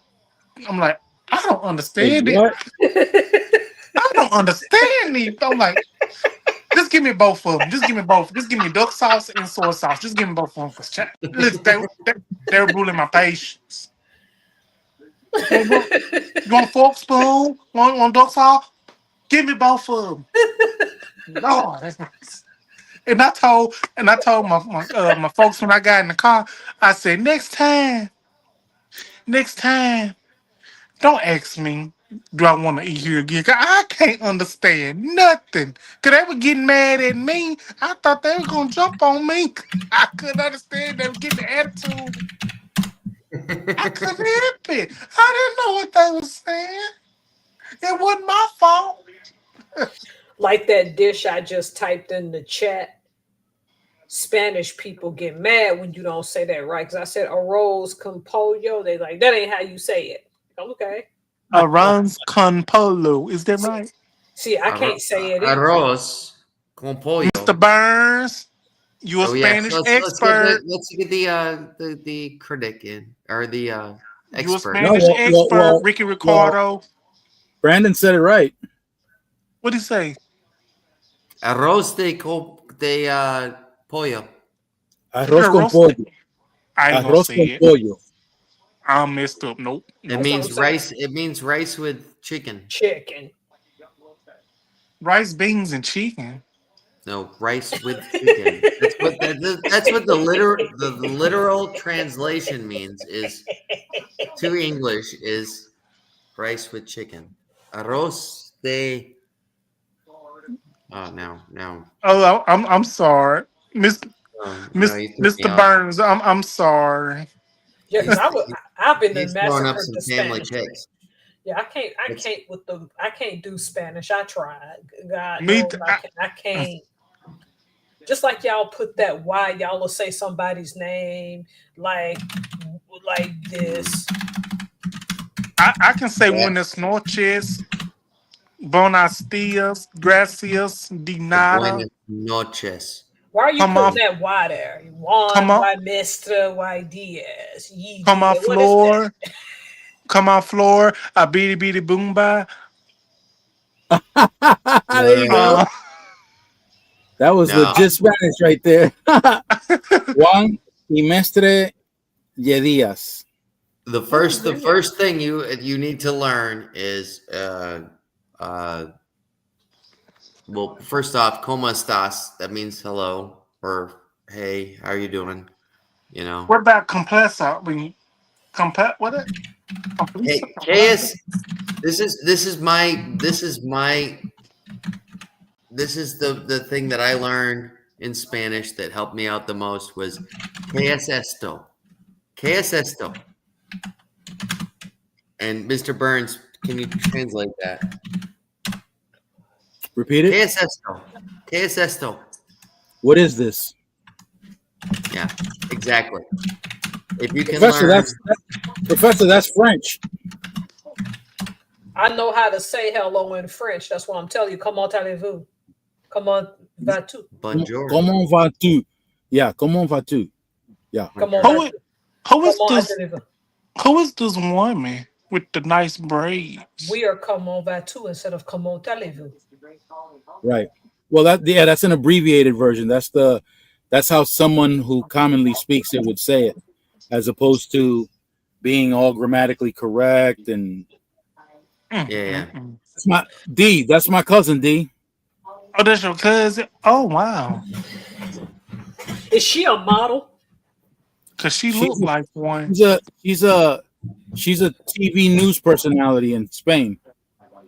Oh, So you mean to tell me when I be flipping through the news channel, I did see somebody that looked like her when I was watching the live TV channel, but I ain't know who it was. I just was trying to flip to find me some on TV.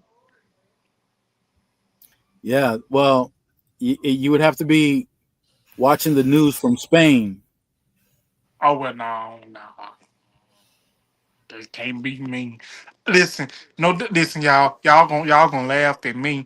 I downloaded this app on my Roku Express called VIX. It's this app that don't put on nothing but Spanish stuff. So you know what I said? You know what I said? This is a true story, y'all. I'm gonna tell y'all a story. Short story. I'm gonna make it short. So y'all know me. I got a secret. I got a secret, and I must admit something to y'all. You've When got it a comes thing going on. when it I'm sorry. it's okay, Brandon. You good. You good. I have love for all of y'all. You good. But back what I was saying, I got a secret I want to tell y'all. Y'all might call me weird. I like to watch different type of shows that have different languages. So I have to read the English subtitles that have them. So I was watching Korean. I was watching shows that was in Korean, reading the English subtitles, and I didn't even understand what the hell they were saying. I was just reading the English subtitles because I was so interested in it. Like I didn't care that they weren't talking in English. I was just reading the English subtitles, and it was a great show. So you know what? So you know what I said? I said, you know what? His a friend of mine, he's Hispanic. He was telling me, he say, "Hey D, you should watch this Spanish soap opera." Now y'all know I love soap operas. I watched My Young and the Restless, Passions, Days of Our Lives, The Bold and the Beautiful. I grew up with all that. So I Yeah. said, you know what? let me try something different. Let me download this VIX app, VIX. So me being me, I download the app. Download it, click on it. That damn shit was all in Spanish. I didn't know what to click on. Like the hell?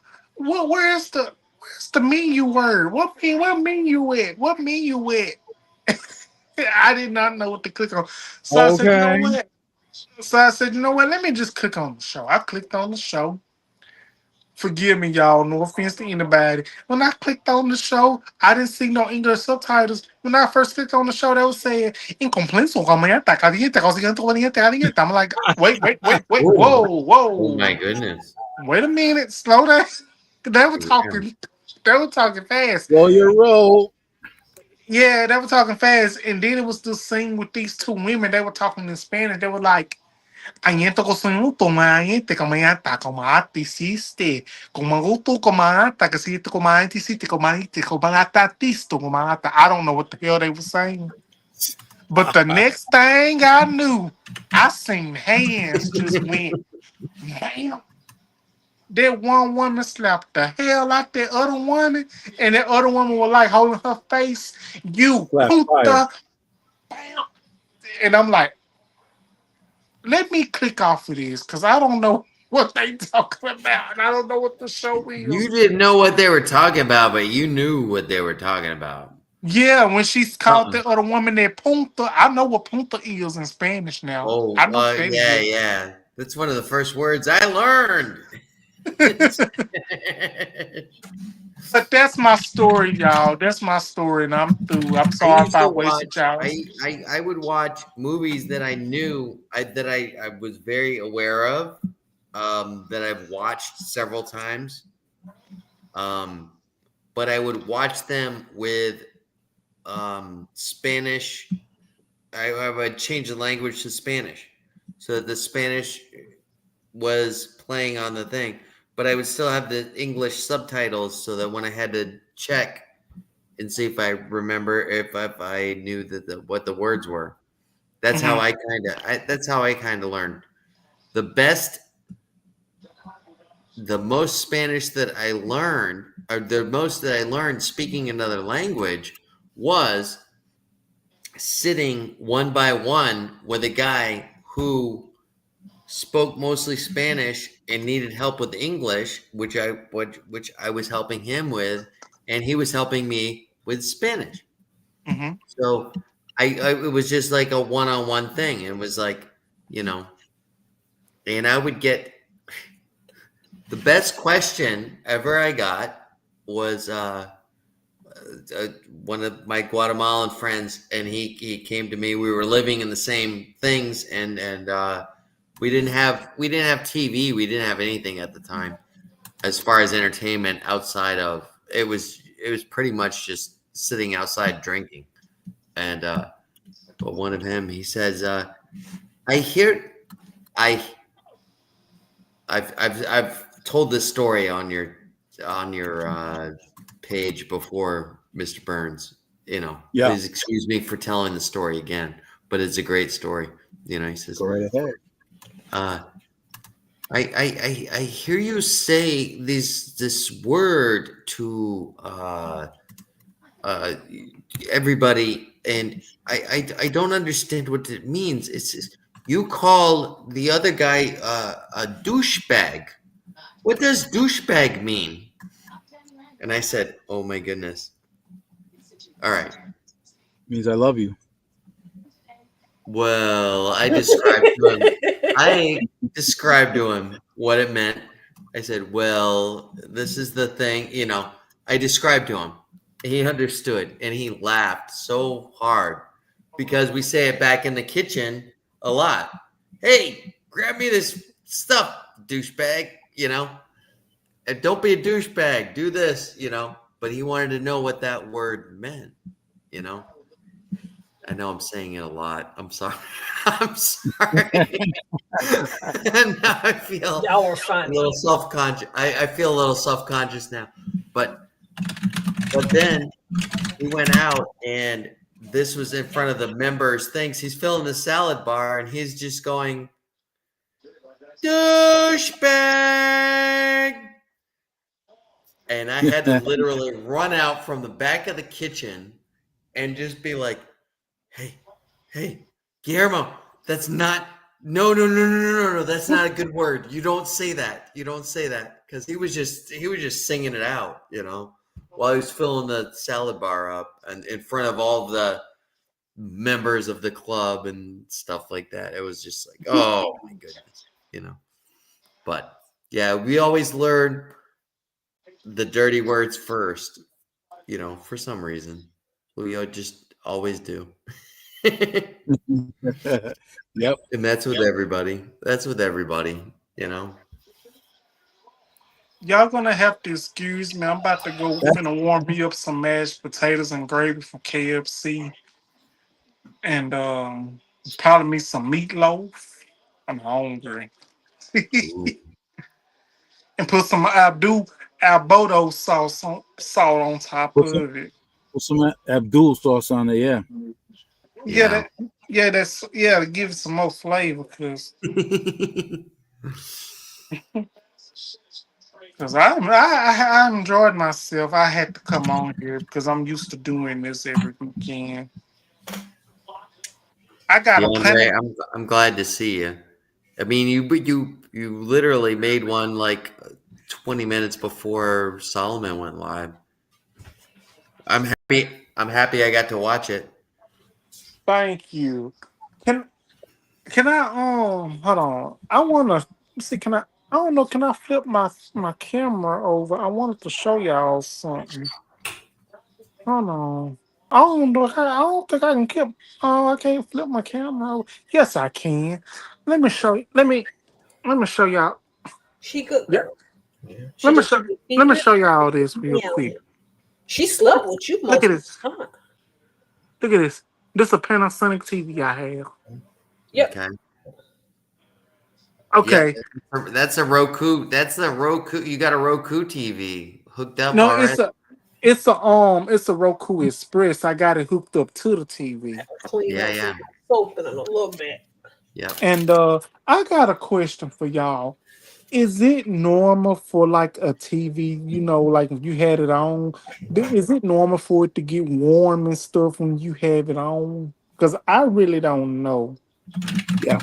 Oh, to get hot? Yeah, it's gonna relay the energy, stuff like that. Yeah, it'll get warm. Hot. Okay. Is it gonna heat your room up? Probably not enough for you to notice unless you've got no fans or no nothing. If you're stuck in a room with it, maybe. Is it? I just want to ask y'all if it was normal because I didn't know, because because I'll be watching TV. Sometimes I fall asleep with my TV on. I know I shouldn't. All the But time I do. All the But time. last night I did. I said, you know what? Let me turn this damn TV on. Let my TV go to sleep. I bet my TV be like, oh Lord, here come his damn ass again. We gotta work again today. Even I get hot when my TV's on for a long time. Really? Oh, yeah, we bet. That's a different type of. He messing with you, DeAndre. He's doing it again. You know what he does. He's acting up. DeAndre, I'm an insomniac, and I've got to constantly have something playing around so that I can go to sleep. I got to have white noise. Usually, oh yeah, no offense. No offense. I forgot that right off the bat. Sorry, no offense. I gotta have that noise on. That it's gotta be. I don't go to sleep easily if it's completely dark. Mm-hmm. I get a hard time going to sleep. When I was a little kid, even now, I'm scared of the dark. Cause when I was little, and I had to sleep on the couch because I don't know what it was, but let me just say this: when I spent the night at my grandmother's house, you know how they old Mhm. school. They don't believe Oh yeah, boys and girls should sleep together. So it's like yeah, the That's girls how I was slept. made. Uh-huh. Okay. Acting up. Keep going. Okay. Keep going, DeAndre. He acting up. He don't know how to act. Okay. And so it's like the girls slept in the back room in the bed and the boys had to sleep in the living room on the couch and stuff. We couldn't have no TV on or anything like that, nothing but pitch dark. yeah, I was 5 or 6 years old, scared of the dark, and I wouldn't even go to sleep. And you know how the shadows, you know how you would see shadows from the trees and stuff, thinking that yep, it's something. That's how it was for me. I wouldn't go to sleep. I couldn't sleep. But then I would fall asleep when it was time for me to get up for school. And I'd be so sleepy in the morning. And they'll ask me, why you so sleepy? You didn't go to bed last night? I said, I'm scared of the dark. Oh, I ain't nothing gonna get your ass. You'll be all right. yeah, But I'm scared of the dark. I'm a little kid scared of the yeah, yeah. dark. It's not with me. With the dark, with me, is my brain goes a million times faster when I'm laying. If I were to lay down and like lie down to go to sleep, my Mhm. brain is thinking about, okay, this is what I got to do tomorrow. This is what I got to do, and I can't stop thinking. I can't stop thinking. I can't shut it off, and that's Th- why I've got to put something on in the background to just tune into, and I have to actually listen to. It's kind of like a meditation, I guess you could say, yeah. just to get my brain off of, okay, uh, I don't have to check on grandma tomorrow. I'm thinking there's a million things that I got to think of. Oh, I got to make sure that my Yeah. daughter gets up at there. I got to, yeah. Boom. I've just got to be able to clear my brain. And the only way that I do it is by playing with that, no offense, white No noise. offense. No Did you get offense. a did you get a White noise. haircut? But I, Did you get a yes, haircut? sir. Yeah, you I recognize it. I typed it in the chat. I like it. I know. I saw it in the chat, and I blushed a little bit. I blushed a little bit when you said it. Oh, We had we had a little incident of head lice in my house, and I don't know. I mean, Mr. oh. Burns, I don't know if you've ever had to deal with that. Yeah. Head lice. But it was in the We in the got pubic down. We area. got boundary. Though those are called crabs. That's a Oh, okay. different situation. That's a different Okay. situation. Oh, okay. Oh, No, we had a head lice go through, and I was like, "Well, I'm just shaving my freaking head. That's all there is to it, you know." I I'm gonna say this one last thing. I remember I was laying in the bed. I was laying in the bed and I don't know what I said, but I was laying in the bed and I don't know who video came up. I think it was either yours, Brandon, or Mr. Burns. I think it was Mr. Burns. I don't know. Uh huh. I was watching it 1 minute to help me go to sleep. The next minute, I'm asleep. I Yeah. said, I ain't never fell asleep on none of my YouTube friend channels and videos like that. Oh, I can't say the same thing. I've fallen asleep on both of yours. All three. Yeah. Oh, I'm gonna give you that. All three of yours. I put your channels on, and I've fallen asleep to every single one of you. Every single one of you I put on at night. And you know what? Mhm. God bless you. God bless you. You helped me get to sleep. So that's all I'm gonna say. I'm Oh, trying to None of remember. I'm trying to What's remember that? if I ever had any clothes on when I listened to you guys. no, see, oh my Lord. nobody asked you any of that Did part. nobody, we wasn't expecting We wasn't. that. We don't want that visual, man. Nobody Mm. asked you that. Oh, and Mr. Burns, I shared you out today. I felt it. Miss Professor, you next. I'm catching up on everybody's content that I'm behind on, and I'm so sorry if I'm behind on y'all's content. I Forgive felt me. it. I felt it when you shared me out. Double D. Yeah, we bet you did. But for real, forgive me, y'all. I'm so behind on everybody's content, but I'm catching up. Miss Professor, you next. I'm gonna be watching your content. I'm behind because it's hard. It's hard when you have to make content, then edit content, and go watch No, everybody I hear else. that. I hear that often. Yep. DeAndre, listen, I had some personal problems coming on this week. This is my first time back on YouTube. Seriously. Yeah. I've been dealing with a lot of stuff going on. I Yeah, appreciate you guys, and you guys Does this cheered help me you? up. What's Does this that? help you? Does this help you? Oh, 100%. I can tell I feel it's a good. healing I process. feel good. I haven't been live. I haven't been on. I haven't even done any videos or shorts or anything for the last week, just because of I've been dealing with some stuff, and I appreciate it, Mr. Burns. But yeah, it's. I'm happy to be here. I'm happy to be here. It's not This was easy for my me, man. You're Not you're easy. rocking. Do you have to poop or do you have to pee? What are you doing? holding this shit.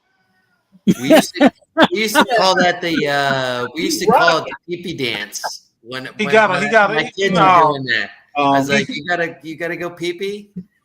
Yeah, you nah, gotta. He holding his shit. He got gas. He got gas. And he got a shit. I know that situation anywhere. this is my Grab a blanket. It's Dutch oven time. Come on. this is my this is my mental health rock. This is my mental health rock. Yeah, You got a piss and shit. I got to do three Listen, things: this shit and something else. Oh, I don't want to notice something okay. else. Oh, you The had to. trifecta. oh my goodness. Oh, I'm sorry. Lord, Hey, The trifecta. if you gotta block it out and excuse yourself, by all Yeah, means. go You're skip. rock. Well, go You're do rocking. it, man. No, I want to show you guys. I want to show you no, guys. I I don't want to want do to it see all. that. Don't 'Cause I nobody don't want to smell nothing through my room. no smell-o-vision, Your man. cabs are rocking. That's You what I'm know? saying. You's rocking. Go Yeah. to the bathroom and keep it knocking, man. We don't need to know. Yeah, exactly. Yeah, and don't forget, and they used to tell us, when we were little, when you done using the bathroom, make sure you clean yourself properly and wash your hands with soap and hot water because a lot of people don't believe in doing that. Now Yep. you're asking for too much. No, we're not. You better hit that soap and water. Clean under them nails and Yep. everything No, else. you know what? I want I one of think those soaps. I want one of those soaps with the orange sticking out. I'll drag that orange right across my butt. No, I should never have shown you that. Now you I Oh Lord. I don't I won't think take I won't take the orange out. all right. All right. This is the thing. Did you guys see that a statue of Donald Trump holding hands with Jeffrey Epstein? Did you guys see that no. statue? They got put up. It was in Washington, D.C. They put it up. I don't want to see that. I don't want to see that. He already giving himself damn away. Yep. No, it wasn't. It wasn't a. It's not pro Trump one bit, but it was an appreciation of national lavender. Lavender. Is Lavender. that damn fabuloso? What is that? That's that fake. That's that fake fabuloso. Don't put that shit on your ass. No, but he needed in that toilet after he lay out that big turd. That's what Oh, he surely. Nah. after he Oh. take that, that's what he gonna need. Oh, surely pour a lot of it in there and some bleach. Cause you can tell when it work. When you put that bleach up in there and smoke start coming up, you know you're doing something. Smoke be coming out. Smoke be coming out without the bleach. Oh Lord have mercy. We don't want to know what that means. Oh, the Falanda. Oh Lord. Love of God. Nobody wants to know what that means. Oh my. Uh-uh. Oh my. Y'all I'm gonna proud have of to it excuse. too. I'm about Proud of it. to warm me something to eat up. I'm got hungry. Okay, you hangry. Go ahead then, DeAndre. Take care, DeAndre. It was good seeing you, my brother. Thank you. Thank Looking for y'all the for having me on. Thank you. I'm still looking for that jacuzzi board, okay? Hey, Okay. hey. Okay. I'll talk to y'all later and thank y'all so much. Stay fresh. Bye. Okay. Good night. Okay. See y'all Keep, later. keep it You like got a business from Duncan me. Hines cake. You know what I mean? Well, he's Okay. gonna Okay. help. Okay. See y'all later. Y'all have a good one. You too, All right, DeAndre. D. Okay. Miss Hey, Helm. Professor, did you salvage your soap? Well, which one? The one that I just made, I'm hoping so. The first batch went fine. The Oh. second, I don't know yet. Are you talking about the Oh. one? I don't know if Brandon saw the one with the orange slices yet. No, I'm talking No, about the one you did I tonight. didn't. I just saw the text that you were having issues tonight. Yep. So I used that's an all I animal. saw. There's an animal fat called lanolin. The Mhm. best lanolin, in my opinion, comes from New Zealand. Man, I did not know lanolin will speed your soap up fast before you can even add your color and fragrance. So in the future, I'm gonna have to dump it all. Man, that stuff speeds your soap up quick. It'll turn into Okay. a pudding consistency before you can even pour it in the mold. So I'm sitting there panicking while you started your live trying to use this It's the magic. most efficient. It's the most efficient way to make soap, is what you're telling me. Yes, the most efficient animal fat because lanolin comes Yes. from sheep. Yes. I Okay. didn't know it was that efficient. I said, hi, darn, okay. Yeah. Yeah. Okay. Well, you're learning. It's a learning process, right? Oh, yeah. And I learned the hard way. Well, hey, we all learn the hard way. The hardest way is the easiest way to learn. You know, That's you true. screw up, you screw up. That's how you learn. You know, there's nothing more easier to learn from than your mistakes. You know, Yep. that's Take a look, Brandon. that's what I believe in. That looks like a coochie board from something. That that's the soap. That's the What's that? soap. Chocolate. That's the soap. Chocolate chip and Oh, and orange. Chocolate. okay. Wow. Oh, it can be chip because there's little bitty chunks of chocolate of the chocolate. Oh, it can be chocolate. Oh, thank you for that name, Mr. Burns. What name did he say? What did I miss? What did I miss? Basically, I I get made this soap and I used a chocolate fragrance oil and an orange essential oil. So it's an orange chocolate. It's meant to be a girly soap, but some of the chocolate curl up into little pieces. But I can call it chocolate chip. You can't see through the clear glycerin that I use, but that orange that you see that's glowing is jojoba beads, but they're so small you can't Yeah. see beads. I'm This is a disappointed. picture. Wait, this is a picture of your soap? Yes, that I'm yeah. gonna be selling in December. That's I awesome. Yep, I just made that a Are those couple of days. dehydrated? Are those dehydrated citrus on the top? Yes. Okay. Yeah. We got served. Me and my wife went out for our anniversary dinner last night, and we went to sushi, and they put some dehydrated, and I looked dehydrated citrus on. It was like a little slice of lemon or something like that. But I looked at it and I was like, wow, that's like sparkly. I mean, it was like a little dried out piece of lemon, but it was sparkly. You know what I mean? Yes. And I was like, wow, that's really cool. I can do that. I know how to do that, at work. So, Yep. anyways, I'm sorry. I didn't mean to interrupt you on your song. No, But I get what you were saying though, because see, Yeah. lots of women buy soap or like to buy soap with the citrus on top, and that was my first Okay. attempt, and I thought I screwed it up. But once I looked But at you're it, I putting was like, chocolate too? Is that what Solomon said? yeah, because I use actual cocoa powder, but you'll never smell it because the lye will kill it. So you have to get you have to get Yeah. cocoa butter, which I put in there, Yeah. food grade cocoa butter, because cocoa butter is what's used to make chocolate, and I used a Yeah. chocolate fragrance oil. Now, can you get that in the U.S.? Oh, absolutely. Okay. Just yeah. All right. I'm just asking. Yeah. Because the orange slices, most people, you can get that from people who got their own orange groves in Florida. So that's a no brainer for me. Yep. Right here. So the freeze, the oranges are the least of my problem. Even the glycerin Yeah. base that had the jojoba, I got so many jojoba beads, I can probably make 400 of them things because they're so Yeah. minuscule. Yeah. Yeah, but they're not infinite. So you got to Yeah. keep that in mind, Yeah. That too. Yep. and keep that in mind that it's not going to be infinite. So adjust your price maybe a little bit higher if My you follow me. introductory, You follow me. You know how things are going. Oh, is that a piece of people, soap? yeah, people Yeah, will that's the people really professor's next soap. no, it's not. I'm not making no spooky booty. I'm not doing it.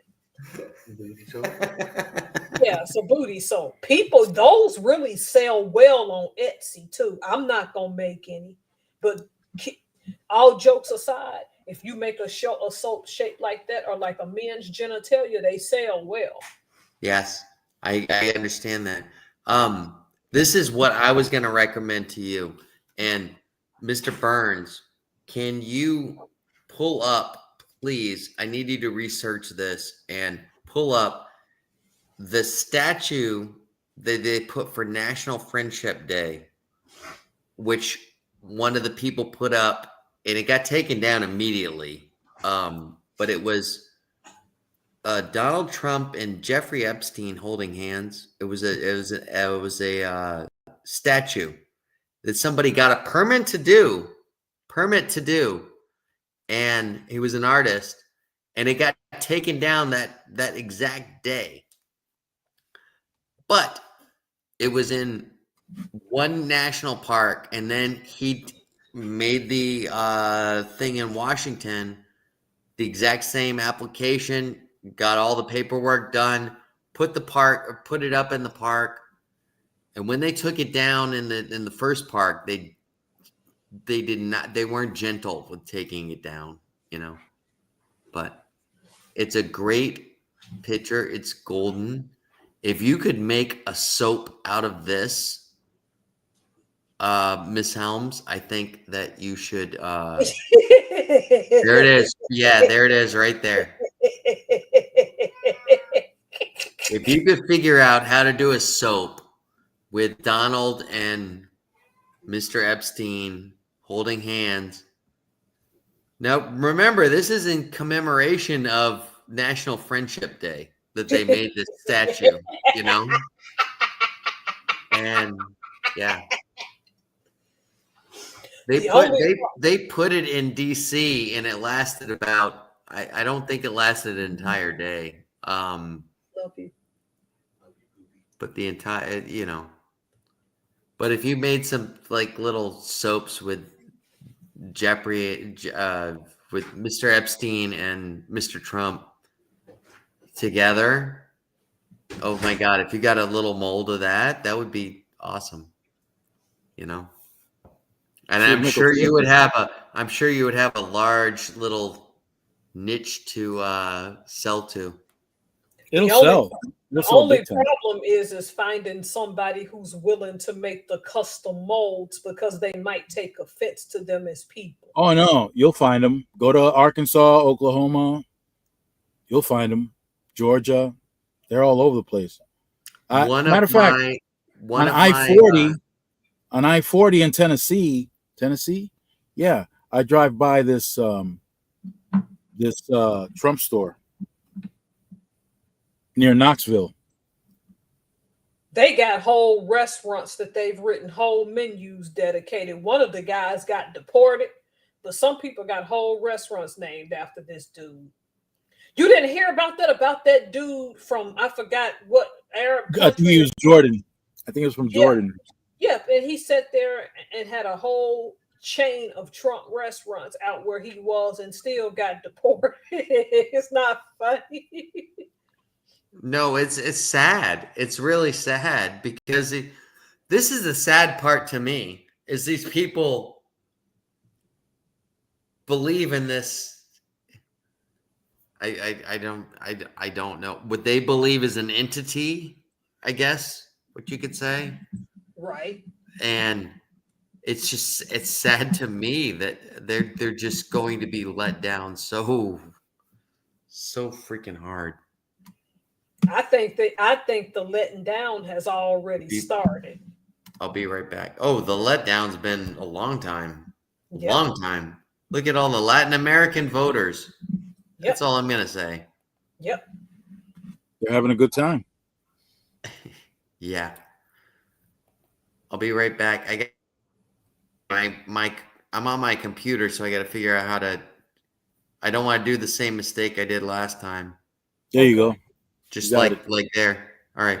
I'll be. Why are you still rocking? Just go do your business, man. Do you not have a spot to go to? Is that what it is? No, I'm at a good spot. But this is my mental health rock. This isn't my I gotta go rock. Are you sure? Oh yeah. Okay, because I don't want you sitting there rocking and you got to go. Because that don't make no sense. Start growing a tail. Start growing a tail. Yep. A turd tail. Sitting on a cigar. We don't want that. That's pretty wild. I love that. Yep. Once we're off this live, I gotta go make 1 or 2 more soap loads. I'll be up late in the night since my husband had to work overtime without getting a paycheck yet. That's crazy. I know that's a whole. I'm like, you know what? Those are the people I feel bad about. I keep saying to myself, I think this thing is going to stretch for another week. I bet you. It wouldn't surprise me. The last time he lasted a month. Yeah, it was a month and 5 days. He sure did. He's gonna drag this crap out till damn near what's that next holiday? The next one coming up, I don't even know what it is. This one is Columbus Indigenous Day. That's Monday. Oh, they added to the name Columbus Indigenous. Some people, in Washington State, we don't call it Columbus Day because people get triggered by that here. So, and schools don't let you out either. You got to go to school that day, even colleges, I think. I'm talking about he's going to drag it to Veterans Day, I bet, in November. It wouldn't surprise me. That's why I went ahead and sent you them 2 big boxes before I didn't have the money to not send anything because I put nothing past him. People I work with was like, oh, this is just going to last a few days. After this first week, we'll be. I'm like, okay, keep believing that. I didn't say nothing to him. I'm like, sure, this is going to drag. And now they sent a text out to us Thursday or Friday talking about we would have no objection to y'all taking unemployment. I'm like, I'm not doing that. Yep. The letter we got suggested that this thing could drag out to the end of October anyway. Wouldn't surprise me. Why do you think I'm starting this soap business? Because I'm not going to keep relying on that. No, you're 100% on point for doing that. The last one, like you said, he dragged it 35 days. He's easily going to drag this crap up until up into Veterans Day, I think, in November. Easily. Now he's having a fit. Well, I want the Department of War to start paying all of the troops right now. They got to get their pay right now. Really? Can I pause you for a minute? Yeah. You're referring to the DOW instead of the DOD. Yeah, you know I have to be politically correct because I work for the DOD/DOW. I'm just saying. I'm noticing that, and yeah, It's technically I'm still. just saying. I know it's still technically the DOD because he didn't get authorization to change that name. I get what you're saying, but we have to play the game on my end of the thing. Hey, especially you're a pawn in the game. You know. Yeah, I know. My co-workers, we were saying when I was off, remember October 1st, that was the 1st through the 3rd. So that was Wednesday, Thursday, Friday. Most of them thought, oh, this is just going to drag a few days. I'm like, do y'all know who y'all are dealing with? Mm-hmm. He's going to easily drag this out this entire month plus to prove a point. If he shuts it down next week and we get to go back to work, I'll be shocked. Me too. And you know what's funny? I will too. Between October 2nd to the morning of the 15th, I was originally supposed to be on vacation anyway. So guess what's going to happen as soon as I get to go back in the office? I'm taking all those days off some type of way because the government has what's called use-lose vacation. I'm using all my vacation. It's not my fault you wanted to play this game. So if you don't give it to me in October, I'm going to take it in November. It's up to you, Pauls. Like, we're going to do what we're going to do. Yep. But see, I was furloughed. So guess what he's saying now? Well, since y'all sat home and did nothing, we're not going to pay you. He's the first president that's ever done that. Yeah. Which is illegal. Technically, with what's on the book right now, it is. But you think that's going to stop him? No. That's what I was getting back before. Everything else, excuse me. Yep. Everything else he's doing is illegal, but what does it matter if it gets overturned? But, like, I'm going to give you an example in your case. That gives you, at the time, everything that's measured in court is measured up at the time. Yes. This is where we're going to get into big time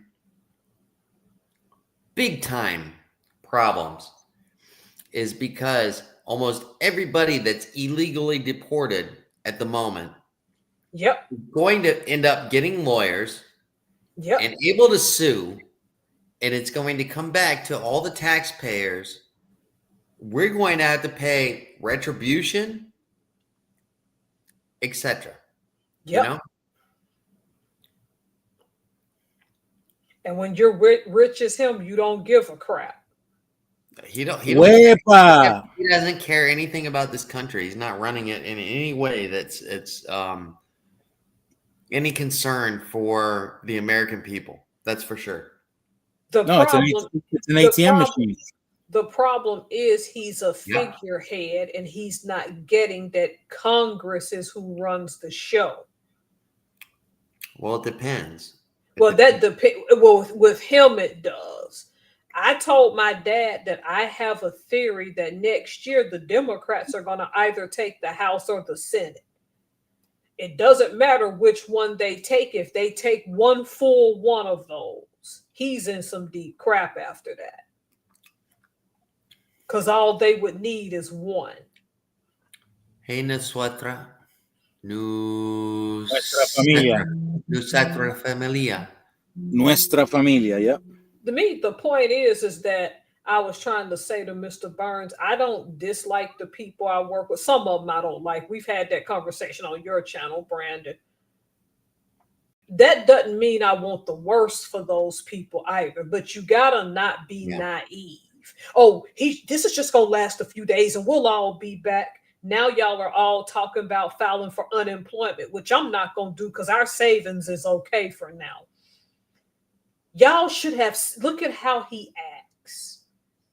Y'all, some of y'all were in the office walking around panicking. Other of us was going to each other's cubicle. Hey, you know what I would do if we get this vacation? I already had it planned. Either tomorrow or Monday, I'm gonna can some more strawberry jam. I'm gonna get in this kitchen right here and start making more soap. I had all this planned because I made that orange soap during the week, something I normally don't do because I'm at work. I got something for you too. And this is something that I actually looked up, and it was after a comment that you made, and it made me actually think about it when you asked me what the blueberry gastrique was. Yep. Which was a sauce. I need to make the blueberry jam too. I learned there is actually recipes out there for apple gastrique. Remember when Really? I said, "Oh my god, I've never heard of that before," and I never had, and I was like, "You got all those apples.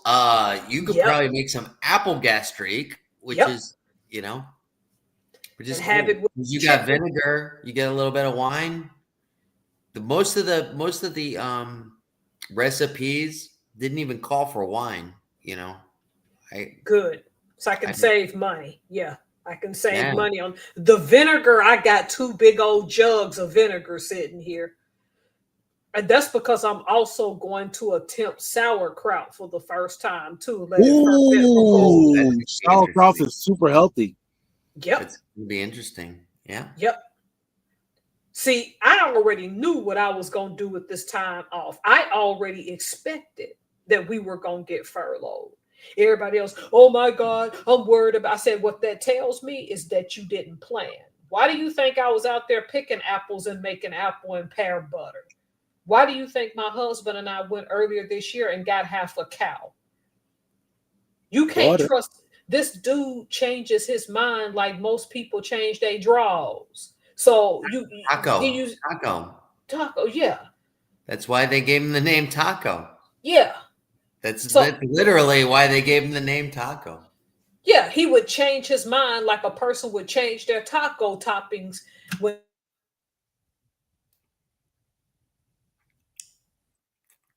You muted yourself. I don't. And what's funny is I didn't even touch the thing. The computer turned off for a second and unmuted me. Oh, this dude changes his mind like he changes his taco toppings. I would say like he changes his diapers, but I don't think he changes his diapers that often. So yeah, I think somebody else does that for him. I don't think Melania even do that. I think he changes his word more than that. So the point is the way he was moving. You can't trust him. Remember, Brandon, when you and I were buying up all this coffee to send DeAndre? And I'm trying to get DeAndre to understand this coffee thing goes deeper than he think it does. Twice as much. Almost twice as much. I'm not going to say twice as much. It's 3/4 as much than when I bought it and sent it to him. You see what I'm saying? Almost 3/4 as much. Yep, it keeps rising.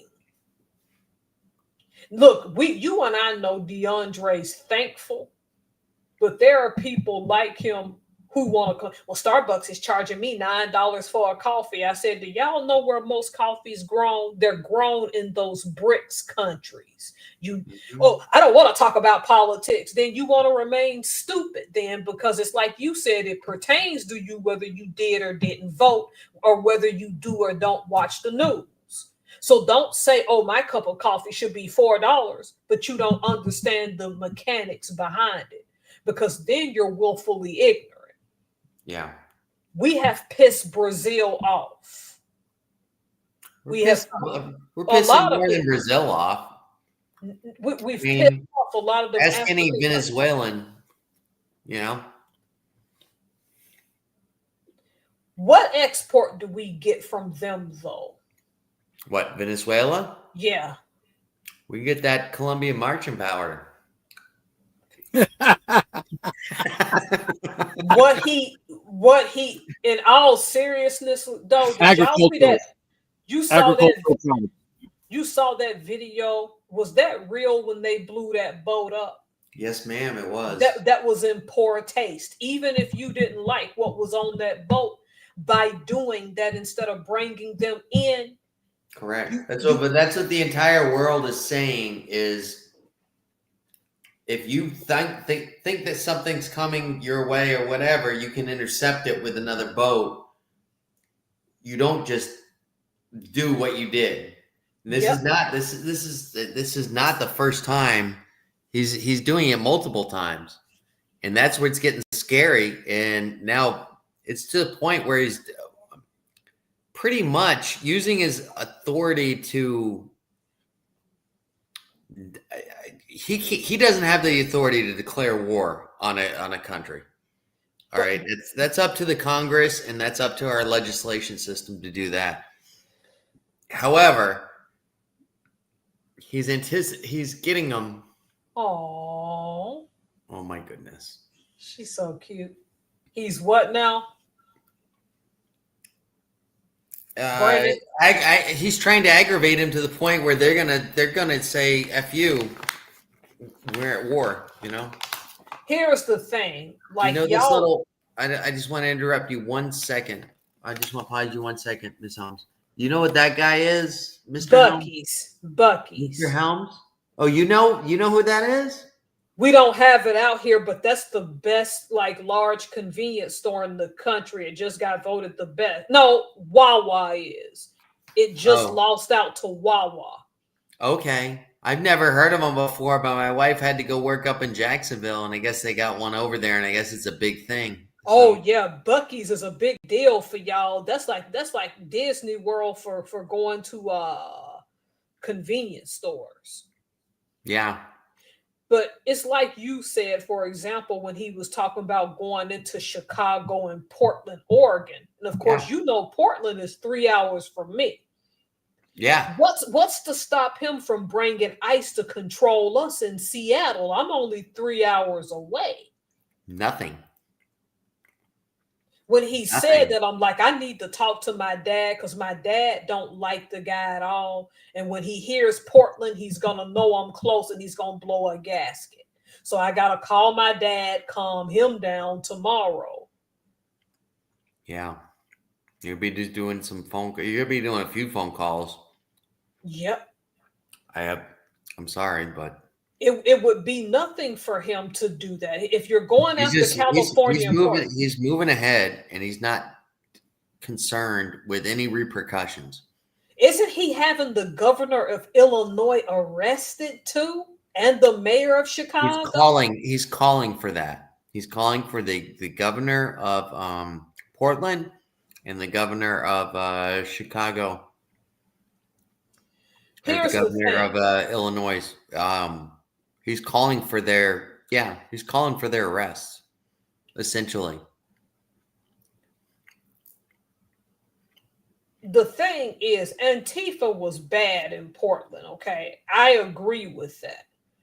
But by the time he started coming after Antifa, they've calmed down significantly from his first presidency to now. There's no reason for him to come into Portland unless there's something greater to that. But see, what does the West Coast all have in common? Democratic. They're all on the West Coast. Yes, both of y'all are right. It's heavily blue state Democratic, and when ships are moving, we get a significant amount of ships from China out here because we're in the West and we're closer to the Asian theater.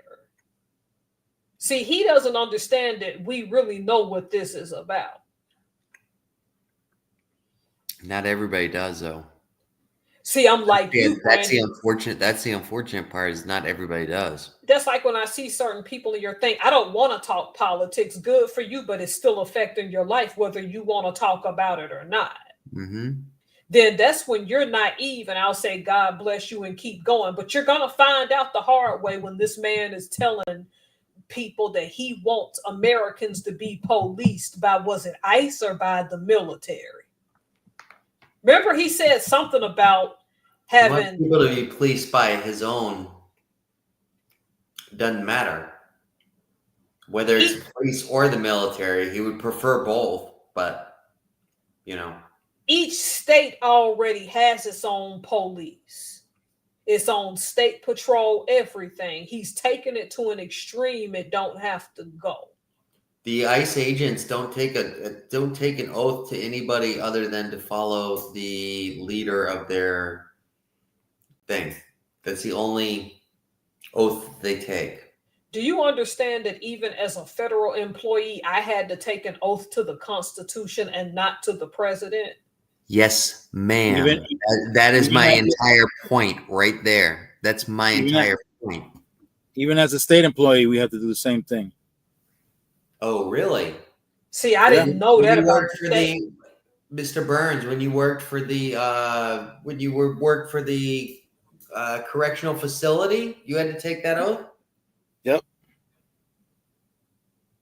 That's Yep. interesting. I didn't know that. That makes me feel good in our, Here's the thing. What he isn't anticipating, because it's been a lot of ex-Army and Marines getting online saying, let me remind you that your oath was always to the Constitution. See, the reason those groups of people scare me is because the ones who have jumped online have been out of the Corps or out of the Army for years, but they're still in tip-top shape. And the farther you go back, the less politically correct these guys were. So guess what's going to happen when you got all these trained ex-Army and ex-Marines out in these streets? You train them well on how to understand your system. Therefore, when you come taking over certain places, you're going to find out that they probably have already gotten a community to learn how to handle that. Can I ask you a question, Ms. Helms? Have you seen any advertisements on television or the internet or anything like that on promoting for joining ICE? No. Okay. I personally have had the privilege of witnessing these advertisements. But you know why? Look at who your governor is. No offense. And I mean that I'm talking on YouTube. I'm talking on television. I'm talking on my television, stuff. YouTube is not governed by, I agree with what you're saying. I've never seen the advertisements. I don't have cable at my house because I'm more on YouTube anyway. I'm shocked that I haven't seen them, but I haven't seen them though. Go just start browsing through YouTube videos. You're gonna end up getting your YouTube ads. But I think it's all over the government application site, USA Jobs. It is there. I'm talking about advertisements that are going on public, whether it be YouTube or the waves of the television. Okay, so what is your theory? Because you keep emphasizing that. I'm just saying, they're saying, hey, come join ICE, protect your country, secure your borders. If you're an American, come on. There's $50,000 sign-on bonus for you to join this group. Emphasizing patriotism, The only person I've seen that brought that up is an ex-Army officer that has his own channel that tells you how to get a government job named Armand Cure. He brought that up. I just didn't know it was that serious. He's talking about the ads, is what you're referring to? Yes. Okay, yeah. So it did come up. It's just I haven't ever physically seen the ad. You haven't seen them. Well, I'm glad, because this is giving that film called The Purge and V for Vendetta. That's why I tell people you need to go see V for Vendetta. Because V for Vendetta heavily focused on Great Britain and the United States. Mm-hmm. Look at the digital ID that's already getting hacked in Great Britain. They've proven that you can't even work in that country anymore under that new system unless you got a digital ID. And hackers are having a good old time. They've already hacked that system big time. Keir Starmer moved too fast. V for Vendetta focuses heavily on the United States and Great Britain. What are these people telling y'all? Then I don't want to talk about politics. Then you want to stay uninformed and Because whether you want to look at it or not, it's still your life. It's still going to impact you. It's going to still impact you. That's why when people say stuff like that, it's like, cool, go sit and be ignorant until one day you can't leave your house without permission. Then you're going to be, well, what's going on? Did you not pay attention? You know what the number one setback to that is? Oh, it'll never get like that. Yep. Like, you're letting it happen as we speak. You are letting it happen as we speak. And the worst part is, oh, I live on this certain part of the country, or I'm this certain person. That's not applicable to me. Guess what? There's no ice over here there's no ice in Miami. There's no ice in West Palm Beach. There's no ice over here. However, I'm just watching some videos this afternoon. Guess where it is? It's all up and down the rural areas, you know, a town that's run by 70% Latinos and 30% Black. That town is getting rated big time. Big shock. Look at that, you know? Big old shock. Is it targeted? I got a fishy feeling it is. You see what I'm saying? That's just me, but you know. That's what it is. You can neither prove nor disprove. So you start the deception by you can neither prove nor disprove, and then by the time you can prove it, you're locked down in this martial law anyway. That's what people. I'm not here to discuss politics. Then you want to remain uninformed. Good for you. Bye. Habeas corpus. That's what I was saying about the habeas corpus. You know. Yep, his coffee is gonna cost a lot more because of politics. Everybody, no, that's because I said it's politics, y'all. Now you can try to remove the politics out of that, but our politicians are gonna have to make deals with Brazil. And you know what happens when companies realize they can charge you more? Those prices won't go back to what they were. Oh no, they keep them. That's the thing. Oh, Trump is going to make my grocery bill cheaper. Yeah, okay, boo-boo. So, they're still waiting.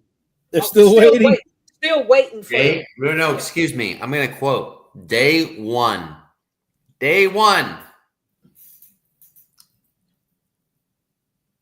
What are you quoting? Day one what? That's when it was all supposed to go down. That's what he said. I'm going to bring all the grocery places down. Day one. I'm going to stop the war in Russia and Ukraine. Day one. Day one. Yep. What day are we up to now? It's a little past 1. Then he wants to come out around the summertime. Oh, because of the tariffs, it might just hurt us all for a little while. I'm like, y'all are really buying this stuff, aren't you? You're lapping and eating this up. Not me. I know. But see, even as a person that voted for him, I knew when I started to see stuff like, do these people know this stuff ain't gonna go back to what it was? Yeah. People Mr. Burns, do you have anything to add, sir? Yes, because you are quiet. You are being. I'm listening to you guys. I'm highly entertained by what you guys are saying. You call it entertain, but you know it's fact, though. Well, no, 100%. The only reason why I'm not speaking up is because you guys are covering it so thoroughly. Even while I'm eating beef jerky? That's the most pleasurable part about the whole thing. Oh, Lord have mercy. Well, while you're getting pleasure, the point is.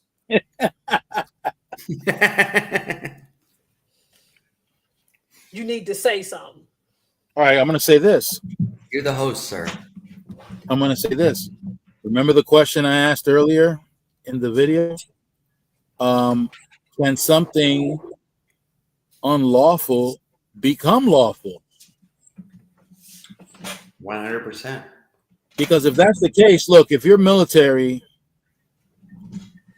You don't have to fulfill an unlawful order that's given. That's scary. I want you to go somewhere with that because Okay. keep going. That's your defense. If you have someone up the chain of command telling you to go do stuff that you're not supposed to be doing, you can also you can always say, well, I'm not doing that because that's an unlawful order. And okay, but now check this out. I understand, not because I was in the military, but from family and friends that were in the military that have been explaining things to me. Okay.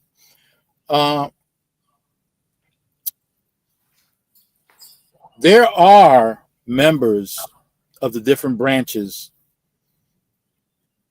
that are putting the Constitution aside.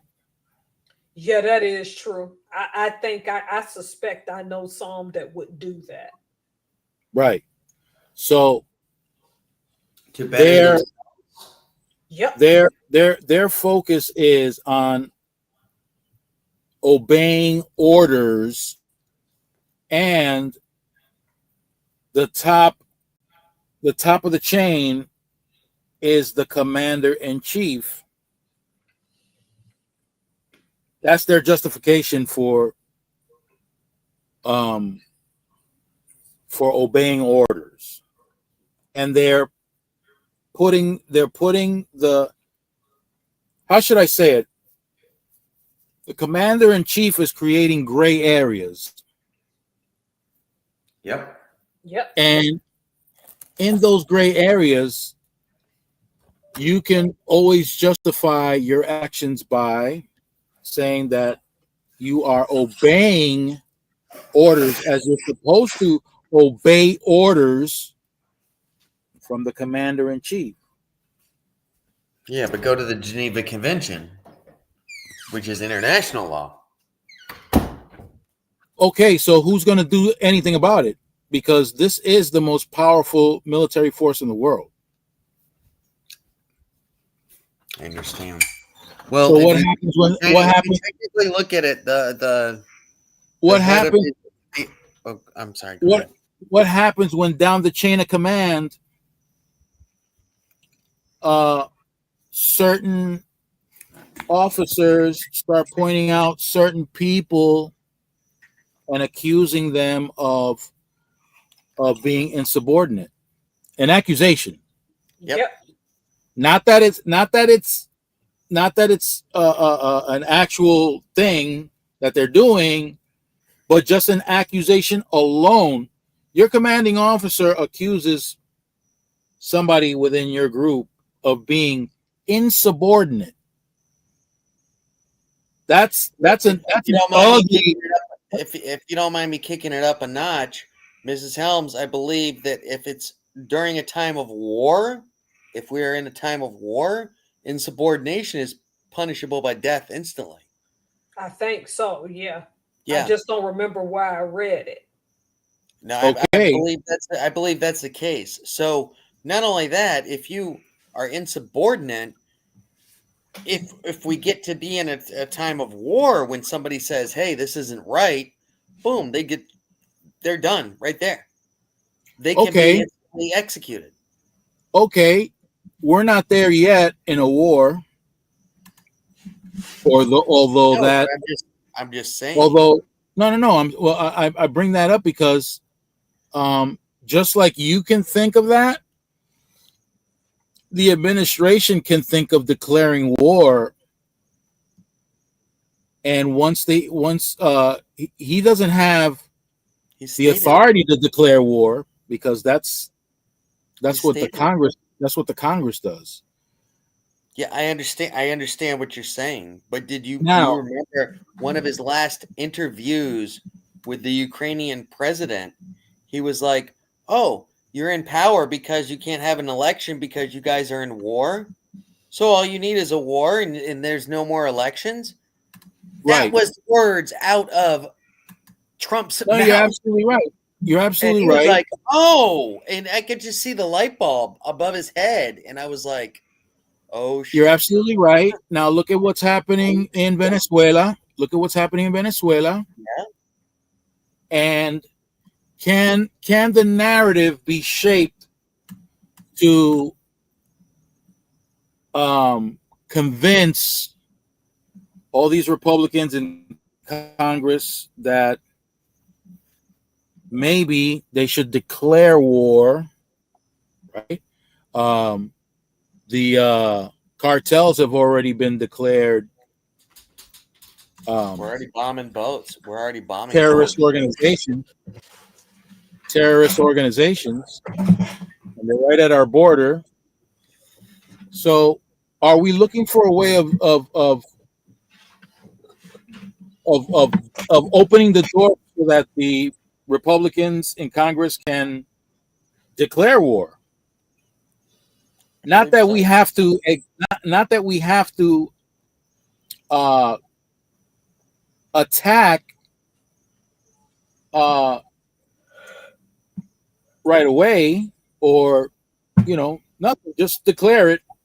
He's putting the footwork in. He's putting the footwork in. I believe. Once the footwork is in, once the footwork is in, now here comes Colonel such and such. He's MAGA. He's pro Trump. He's pro commander in chief. Okay, Major such and such. Major, you're not a team player. What's going on? Okay, look, Major. It sounds to me like there's some insubordination going on. That's not good for the Major. Can that escalate? Can he be put under investigation? Professor, can he be put under investigation? It all depends. Yeah. That's what's supposed to happen. But what's supposed to happen and what's going to actually happen in that situation, two different things. He's playing catch up. He's playing catch up, and he's playing the blitz game where he's going to move faster. By the time he makes all these wrongs, by the time you catch up on his first one, it's already done. The damage is already done. Yeah, I mean, he's proving it right now with illegally deporting people, U.S. citizens. He's illegally deporting U.S. citizens, which just baffles my freaking mind right now. And what are those two scenarios? What are those two scenarios? Throwing them on a plane and shipping them out, and yeah. What are those two scenarios, Professor?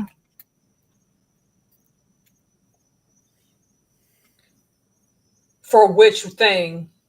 For the colonel accusing the major of being insubordinate? Either he'll go what's called AWOL and rebel anyway, or he's going to stay and be submissive to the system. Because it's like you said, some people will blindly follow the commander in chief because they don't understand that their oath was to the Constitution.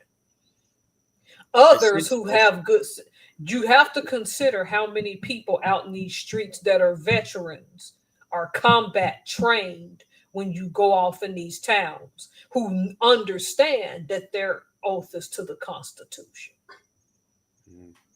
I'm asking these questions, Brandon, or I'm presenting these scenarios because the key is in getting the military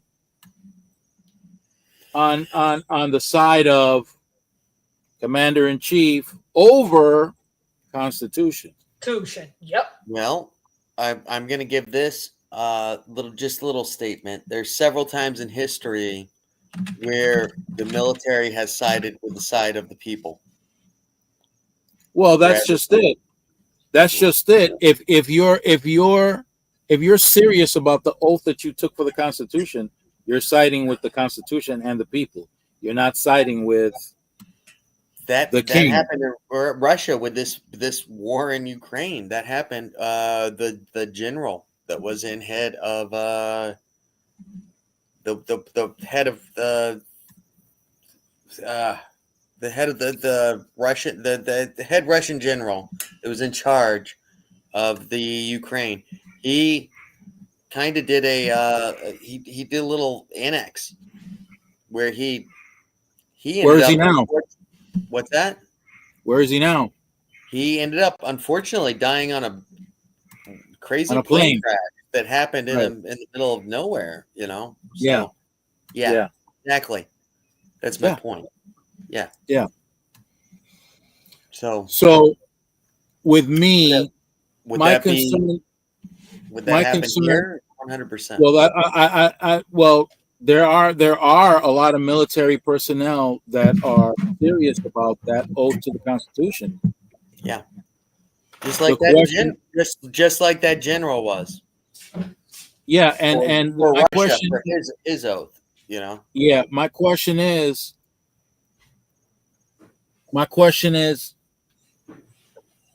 can the tables be turned?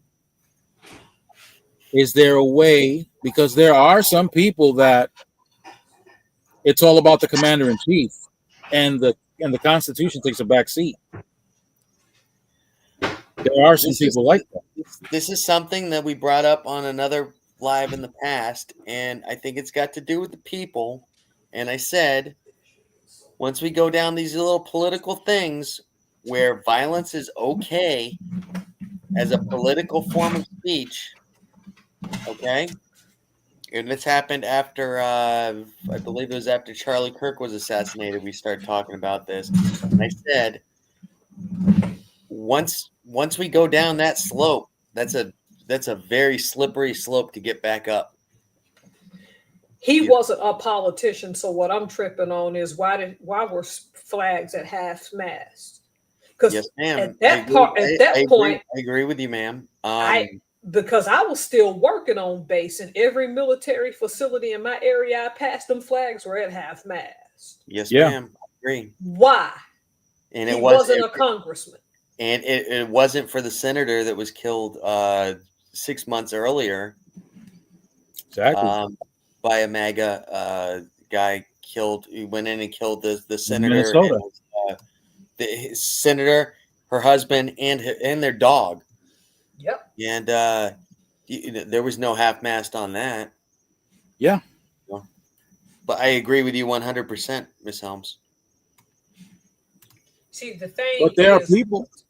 Go ahead. I mean, look at Pete Hegseth, and oh God, Heg's breath, yeah. And the approach he's making, he's all about the commander in chief. The problem is that I've been active military. The way that those generals and admirals sat in their seats and hardly reacted is telling. You're dealing with people in that room that have, on average, before they can get to that rank, 25 plus years experience.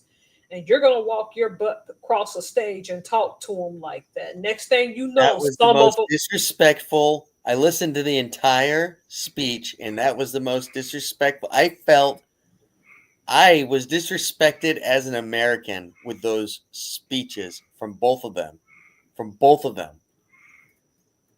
They're trying to tell someone in the military how to keep in shape. That was not only that, to put on a display like that. Oh, it was embarrassing. In front of these people, to talk to them the way he did. Yes. This man does not have the qualifications to speak to these people the way they did. I agree. That's why they sat there stone-faced. They at least had the decency to. I have met.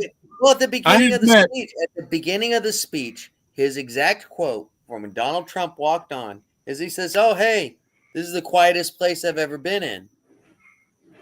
You guys can clap, you guys can cheer, you guys can walk out. You'll lose your rank, but you can walk out if you want."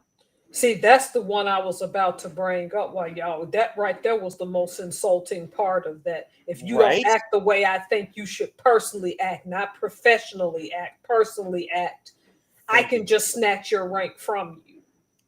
That blew my mind. That blew my mind away when I watched that That's speech. I was disgusting. like, it was disgusting. That's the best, best adjective ever. That whole speech Listen, was disgusting. there are servicemen and women that That lay down, have, their life. That that lay yeah, down their they life. have less rank. They have less rank than what Hezek had when he was in the military full time. I didn't That even know had he was. less rank than him. Yeah, Pete Hegseth did serve. He was a what Army officer, I think. Oh Yeah. wow! See, I didn't know that because he didn't present himself that way for But 100%. he still Listen, didn't get high enough in rank to act that way. Yeah. and he didn't put anything in during his time. He did. Because let me tell you something. There are sergeants that have to take orders from these lieutenants that are fresh out of college. Yeah. That ate dirt, man.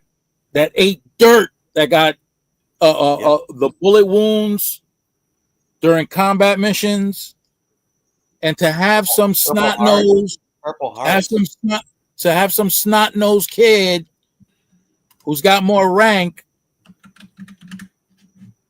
You know, that's disrespectful. Yeah, as a matter of fact, a member of my family who was a captain at the time had to pull in a lieutenant just for doing that very thing. And this member of my family, he started from the bottom. He didn't come in as an officer. He started from the bottom. And he was deployed to several military operations. Several. And when this lieutenant came in, he had to pull him in. As a matter of fact, I was visiting at the time, and I had to leave the office while he let this lieutenant know, you're not gonna treat my guys like this. You're not gonna be bullying nobody. That's out. So you better get in line. Oh, that's Mrs. Helms is talking about some of that DIA stuff or whatever. That's out the window. But what I'm saying is that some of those military people, even the ones he were calling fat generals, Yes. if some of that weight gain is genetics, because some of it can be lost and some of it's genetics. Yeah. Where do we go from here? Did he repeal this? That's what I'm saying. Because up until this current administration, you could get into deep crap over this if you don't handle it appropriately. There's a difference between being lazy and not going to your physical readiness, Yeah. and some of it just being genetic. Mm-hmm. I believe that the exact quote was, "There's fat officers walking around the Pentagon today." That's what he was. He didn't say anything. He didn't pin anybody out loud, but he was inferring that everybody. See, that's even worse actually, because he was inferring that all of the generals. You know, he was doing a What claim. does that make any sense? I mean, what general actually goes out to combat and gets down and dirty? Fact, because they pass that on to the captain, who's gonna have, like, say his. I'll take it. I'm gonna take it Navy style because I don't understand Army and the other one's ranks.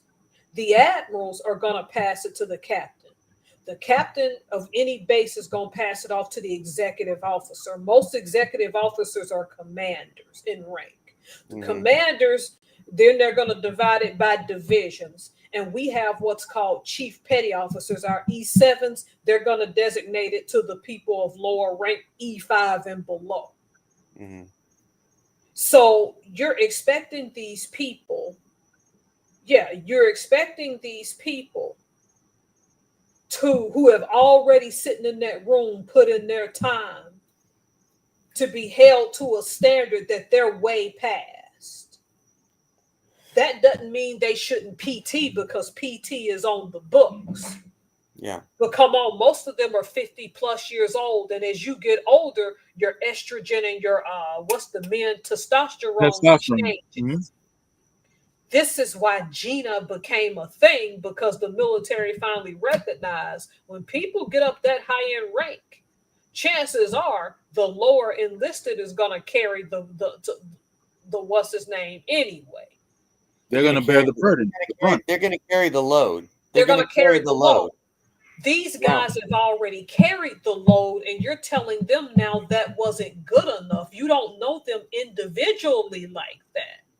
Even me being a former sailor, I'm looking at that speech, y'all. I was sitting there on YouTube. I was looking at that. Did you watch the speech? Did you watch the entire speech? Not all of it. I saw when he said the fat troops, and then Donald Trump made the threat about taking people's rank. It's like I don't even. That was the opening statement. You didn't last much past that. Sure, I know. It made me that mad because I understand. Because me too. But I'm just like, dude. I'm like, number one, conservatives talk about being fiscally conservative. That cost us as the taxpayers $6 million to get all of them in that room.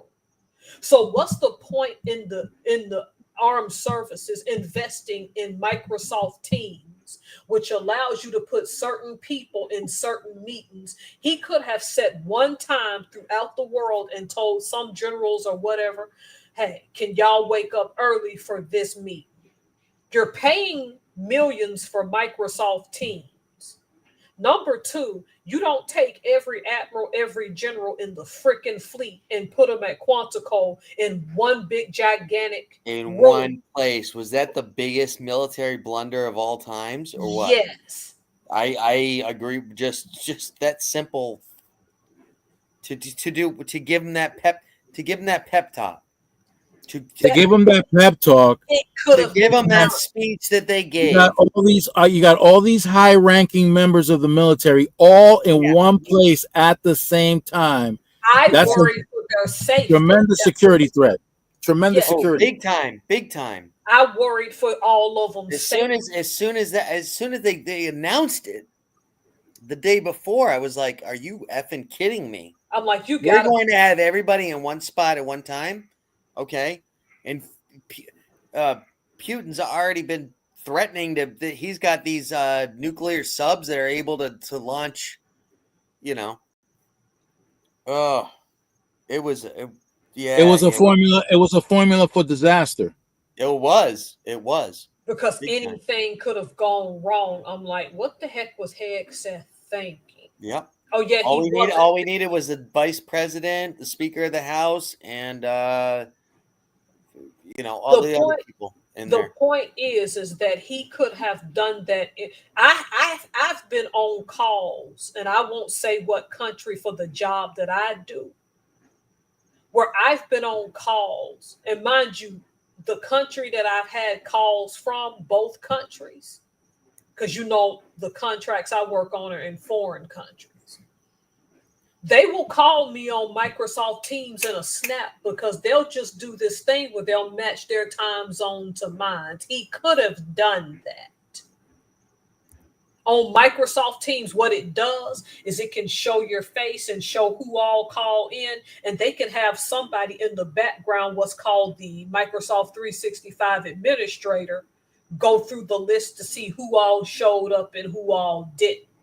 Mm-hmm. Then it puts you in green, yellow, and red. And in a meeting like that, you would put yourself in the red dot to show that you're in that call. Then you do the red dot with the one line saying, do not disturb, meaning it's so important, you can't disrupt me.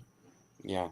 You spent $6 million to bring all these people to Quantico, and you could have put their that wasn't secure and it wasn't smart.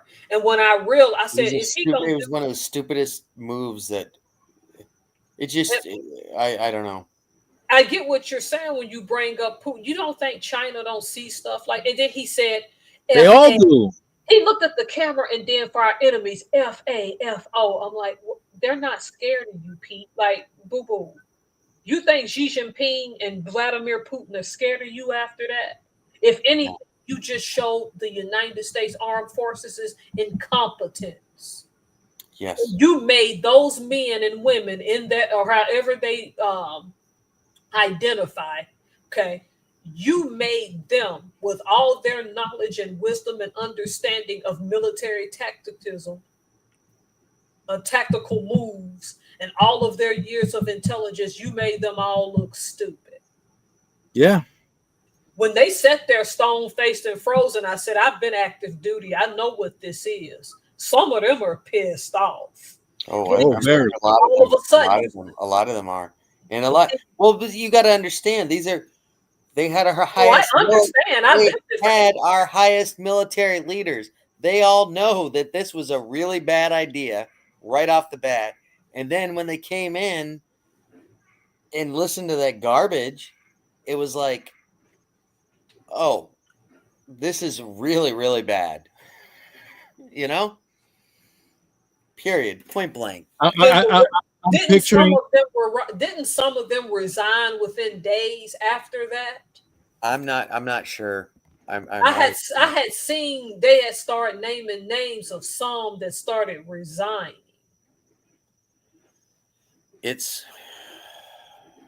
When I saw the clips from that speech, I'm like, I watched it from its entirety. You are a brave man, Brandon. Because soon as he started on that hole, you can lose your rank if you get up and walk out. That got me working right off the beginning.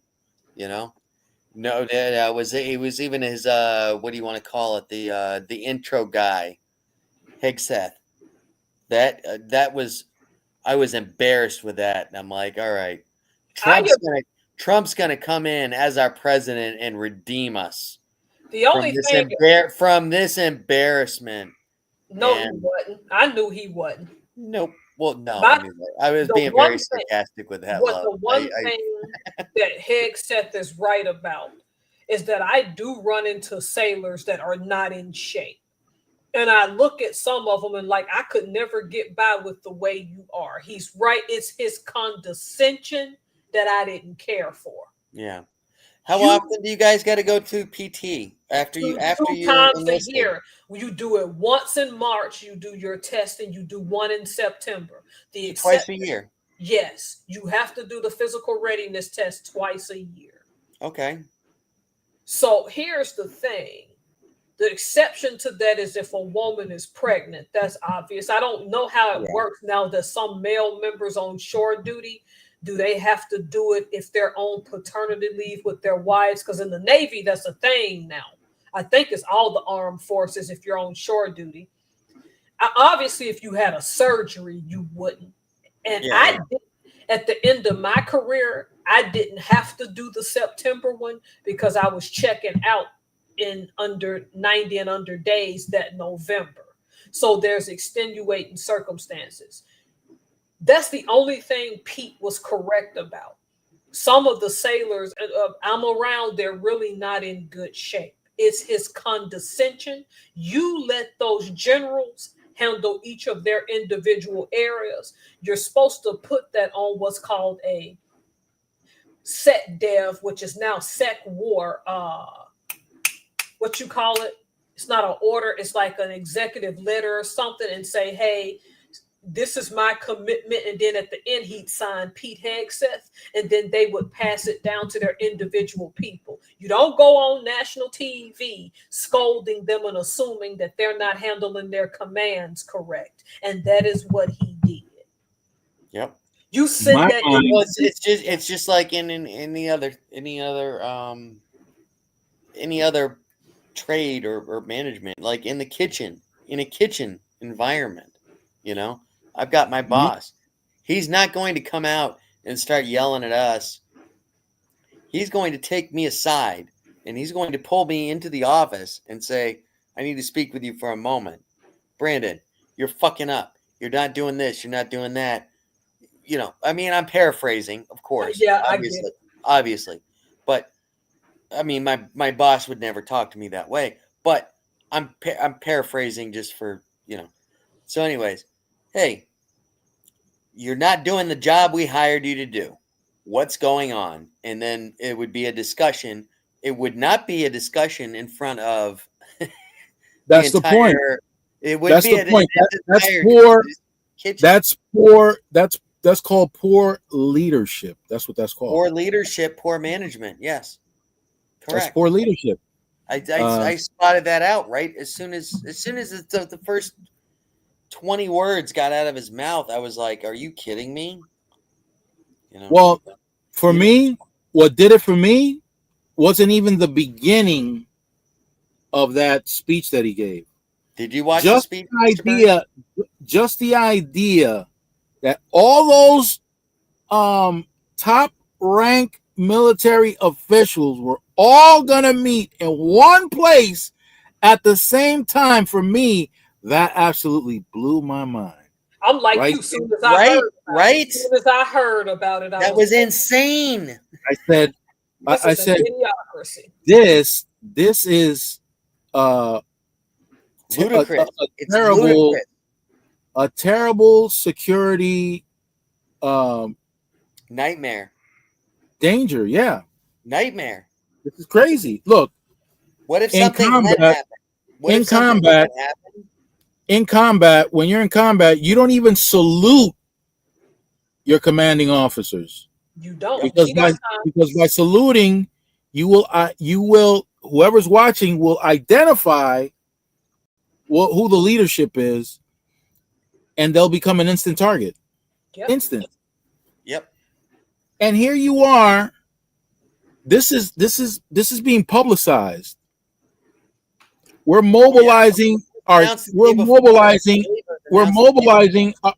mobilizing our top rank officers. You're publicizing this? That's insane. That was insane to me. It was a disgrace. It was a disgrace. That was crazy. When I heard that, there's no other word other than disgrace. You got to be kidding me. And this guy, you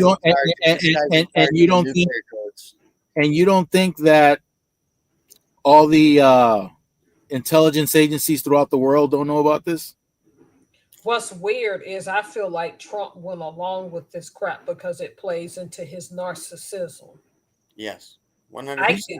I am the commander in chief. Therefore, I want you all to put down, rewrite your busy schedules for me. Because here's the thing: when you're in those foreign countries, you also have to keep schedules with foreign dignitaries. How do you know that he wasn't interrupting those schedules that are vital to United States trade, not just trade to our need to constantly keep good relations with them? You have to go to those people and say, oh, the president is calling us all back. And it could take you months to have scheduled some of those because you're constantly busy going from here, there, and everywhere. Yeah. They don't take this stuff. I'm like, you just want to be worshipped, and you're doing this at the expense of a security threat. So here's my theory. Here's my theory. Nation at the expense of the nation. Piggybacking off of what you're saying, Professor. Here's my theory. You don't care. No. He's serving a purpose, but it's the people behind the scenes that are using his popularity to be able to dismantle certain things because they don't have. I agree. They don't have the power. They don't have the power to do it, but they need the key. He's the key. He can start dismantling certain things. Have you ever watched him sign a bill? Nope. You watch him when he's live signing a bill. Okay, yeah, the over, telework. Yeah. And they will set the bill in front of him, and he's supposed to give his big signature and everything like that. Every time he looks over and he says, "What is this I'm signing?" Yep. That scares me more than anything else. Yep. And then the guy whispers in his ear, "This is what you're signing." Oh, okay, we're gonna do this with this bill. He's got no idea what he's signing. He's just signing it because little buddies or whatever, you know. He's just the key to unlock doors that the ones behind the scenes don't have the power to do. So once he unlocks those doors, the floodgates are open. They can start filling in the gaps and continue this process. Yep. But I don't know. This is the funny thing is when he's questioned about what he signed earlier in that week. Oh, you did this? He goes, "I didn't do that." It's like, yeah, you did. You signed this said that. You know, it's Mr. Burns, we're getting on the 5-hour mark. I gotta go. Yeah, no problem. Before we leave, just one last question. It's the same question. I'm going to ask it again. Can unlawful orders become lawful orders? Can they? Can Congress make some changes? Just asking. They can. But theoretically, if you break the law during the time of that law, you're still breaking the law. Yep. Even if the law is amended, you're still guilty of breaking that law. Does that make sense? Yep. So it makes sense. Theoretically. Right. Now, but you know what? Here's how this works out. I was listening to some legal minds that were in a conversation about SCOTUS, about the Supreme Court. Yep. Oh, them. And one of those attorneys said something very interesting. He said that, listen,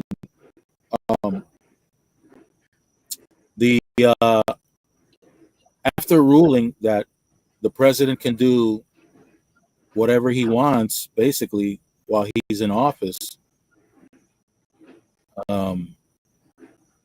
without any legal ramifications,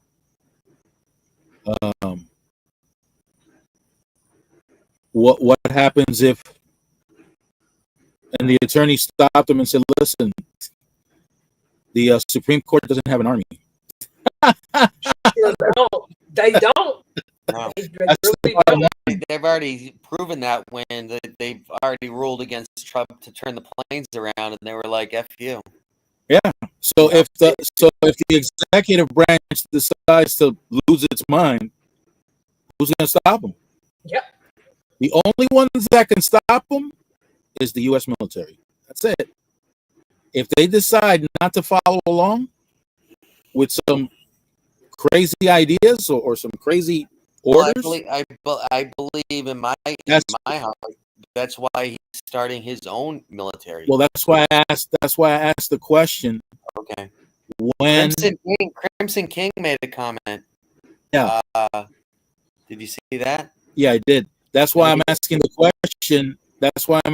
question. Can unlawful orders become lawful? Because if they can, and you're given an order that used to be unlawful, but now it's no longer unlawful, what are you going to say? You're going to say, "No, I'm not doing that"? It depends on the time. It depends on the time frame, like I was saying. If you do it while it's illegal. But however, but here's the thing. Geneva Convention, we can all be held responsible for war crimes. Okay, who's gonna enforce that against the most powerful military force in the world? In the world, yeah. Who's gonna enforce it? That's the thing. That's what he means by the question. Who's going to enforce that? That's the problem that I've got too with you guys is, guess what? You got China, Russia, North Korea. You've got this superpower that's mending together. BRICS, yeah. And You're absolutely right, Crimson. He says, I don't believe that. He said, lawful is a stand-in for moral. Even if you legalized immoral acts, they remain immoral. And okay, so here's the deal. Is it moral to separate children from their parents to the point where they've got no way to contact them ever again? Which was the case. No, you're absolutely right. But is that moral? That's not moral. But here's the thing. Immoral in my book. At least in my book it is. Yeah, but here's the thing. Authoritarian governments exist. And Crimson, I agree. They do some outrageous things that would leave you mind blown when you read the history. Yeah. You wonder how the hell could this have happened? How did people stand by and let it happen? But you're gonna have to ask that questions many times, because that happens many times throughout history. And they're still standing and letting it happen. And they're still letting it happen. I think about that. I think about that a lot when I think about if I was in Nazi Germany, okay? Mm-hmm. And when you were in that situation or whatever, everything that was going on, I think about it. What were the people thinking, the neighbors that were having this done to their neighbors?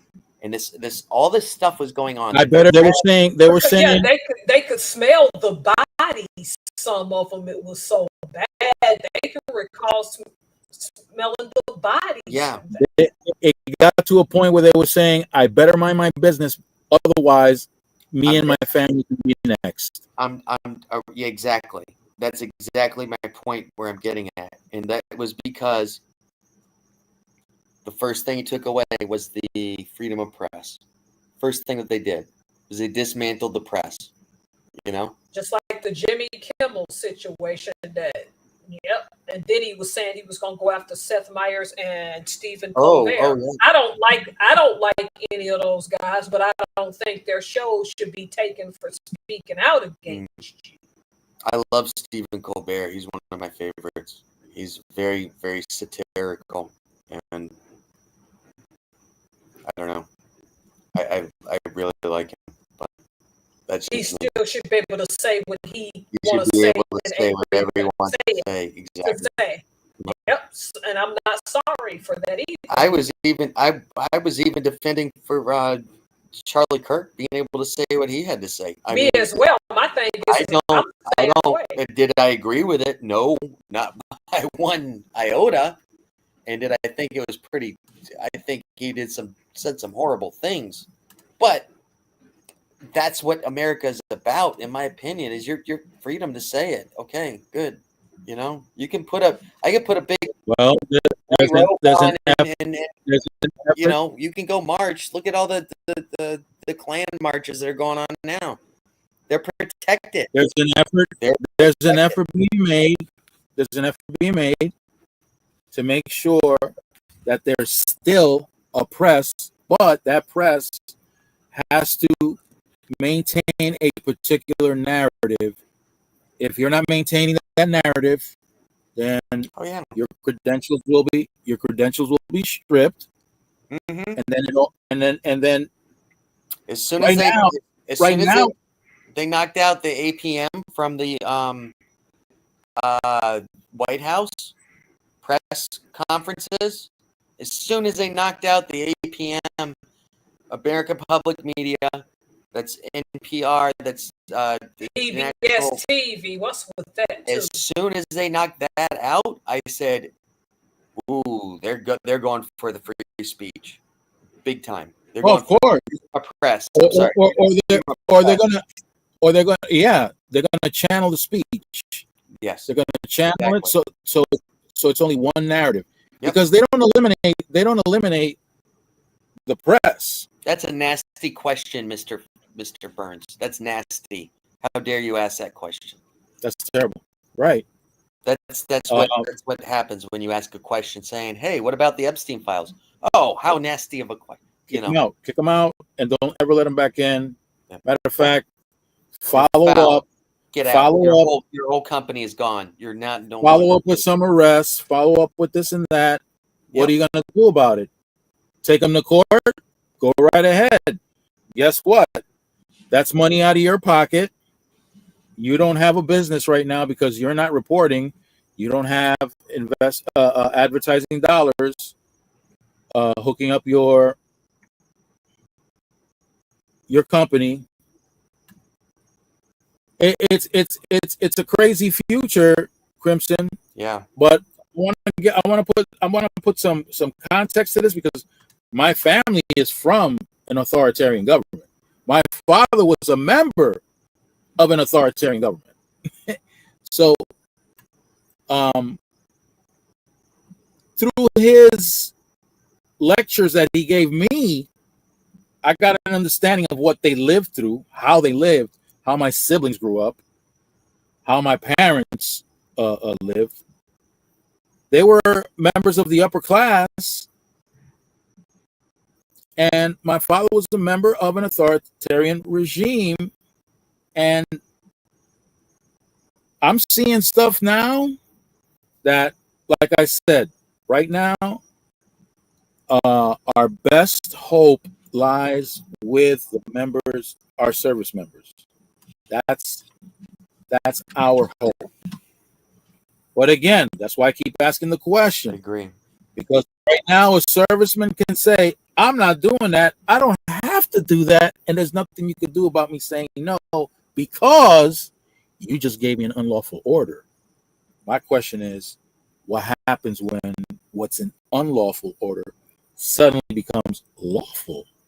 And then when you're given a command and you decide not to do that because it's just wrong to do, okay, well, that's insubordination. Guess what? You're out of here. Yeah. And we're going to fill your spot with people who understand that when I give an order, you just do it. Do it or die. Don't talk to me. Don't lecture me about a document called the Constitution. Don't lecture me about that. Because I am the Constitution, MF. Exactly. You do what I tell you. Now, where my family's from, we had a Constitution. We had 3 separate branches of government. Notice I did not say equal because they weren't. There was only one branch that was in command. We had an executive, a legislative, and a judicial. But I'm going to bow out. Yeah, I got to get ready to go as well. All right. We're about I to didn't want to interrupt you. I'm sorry. No, you're good. You're good. So bottom line is the executive branch ran the show. Everybody did what the executive branch said that everybody was going to do. The judicial branch used to put on a show for everybody. Oh, look, we got laws. And the legislative branch did what they were told. It was just one party. Yeah, they had a few people to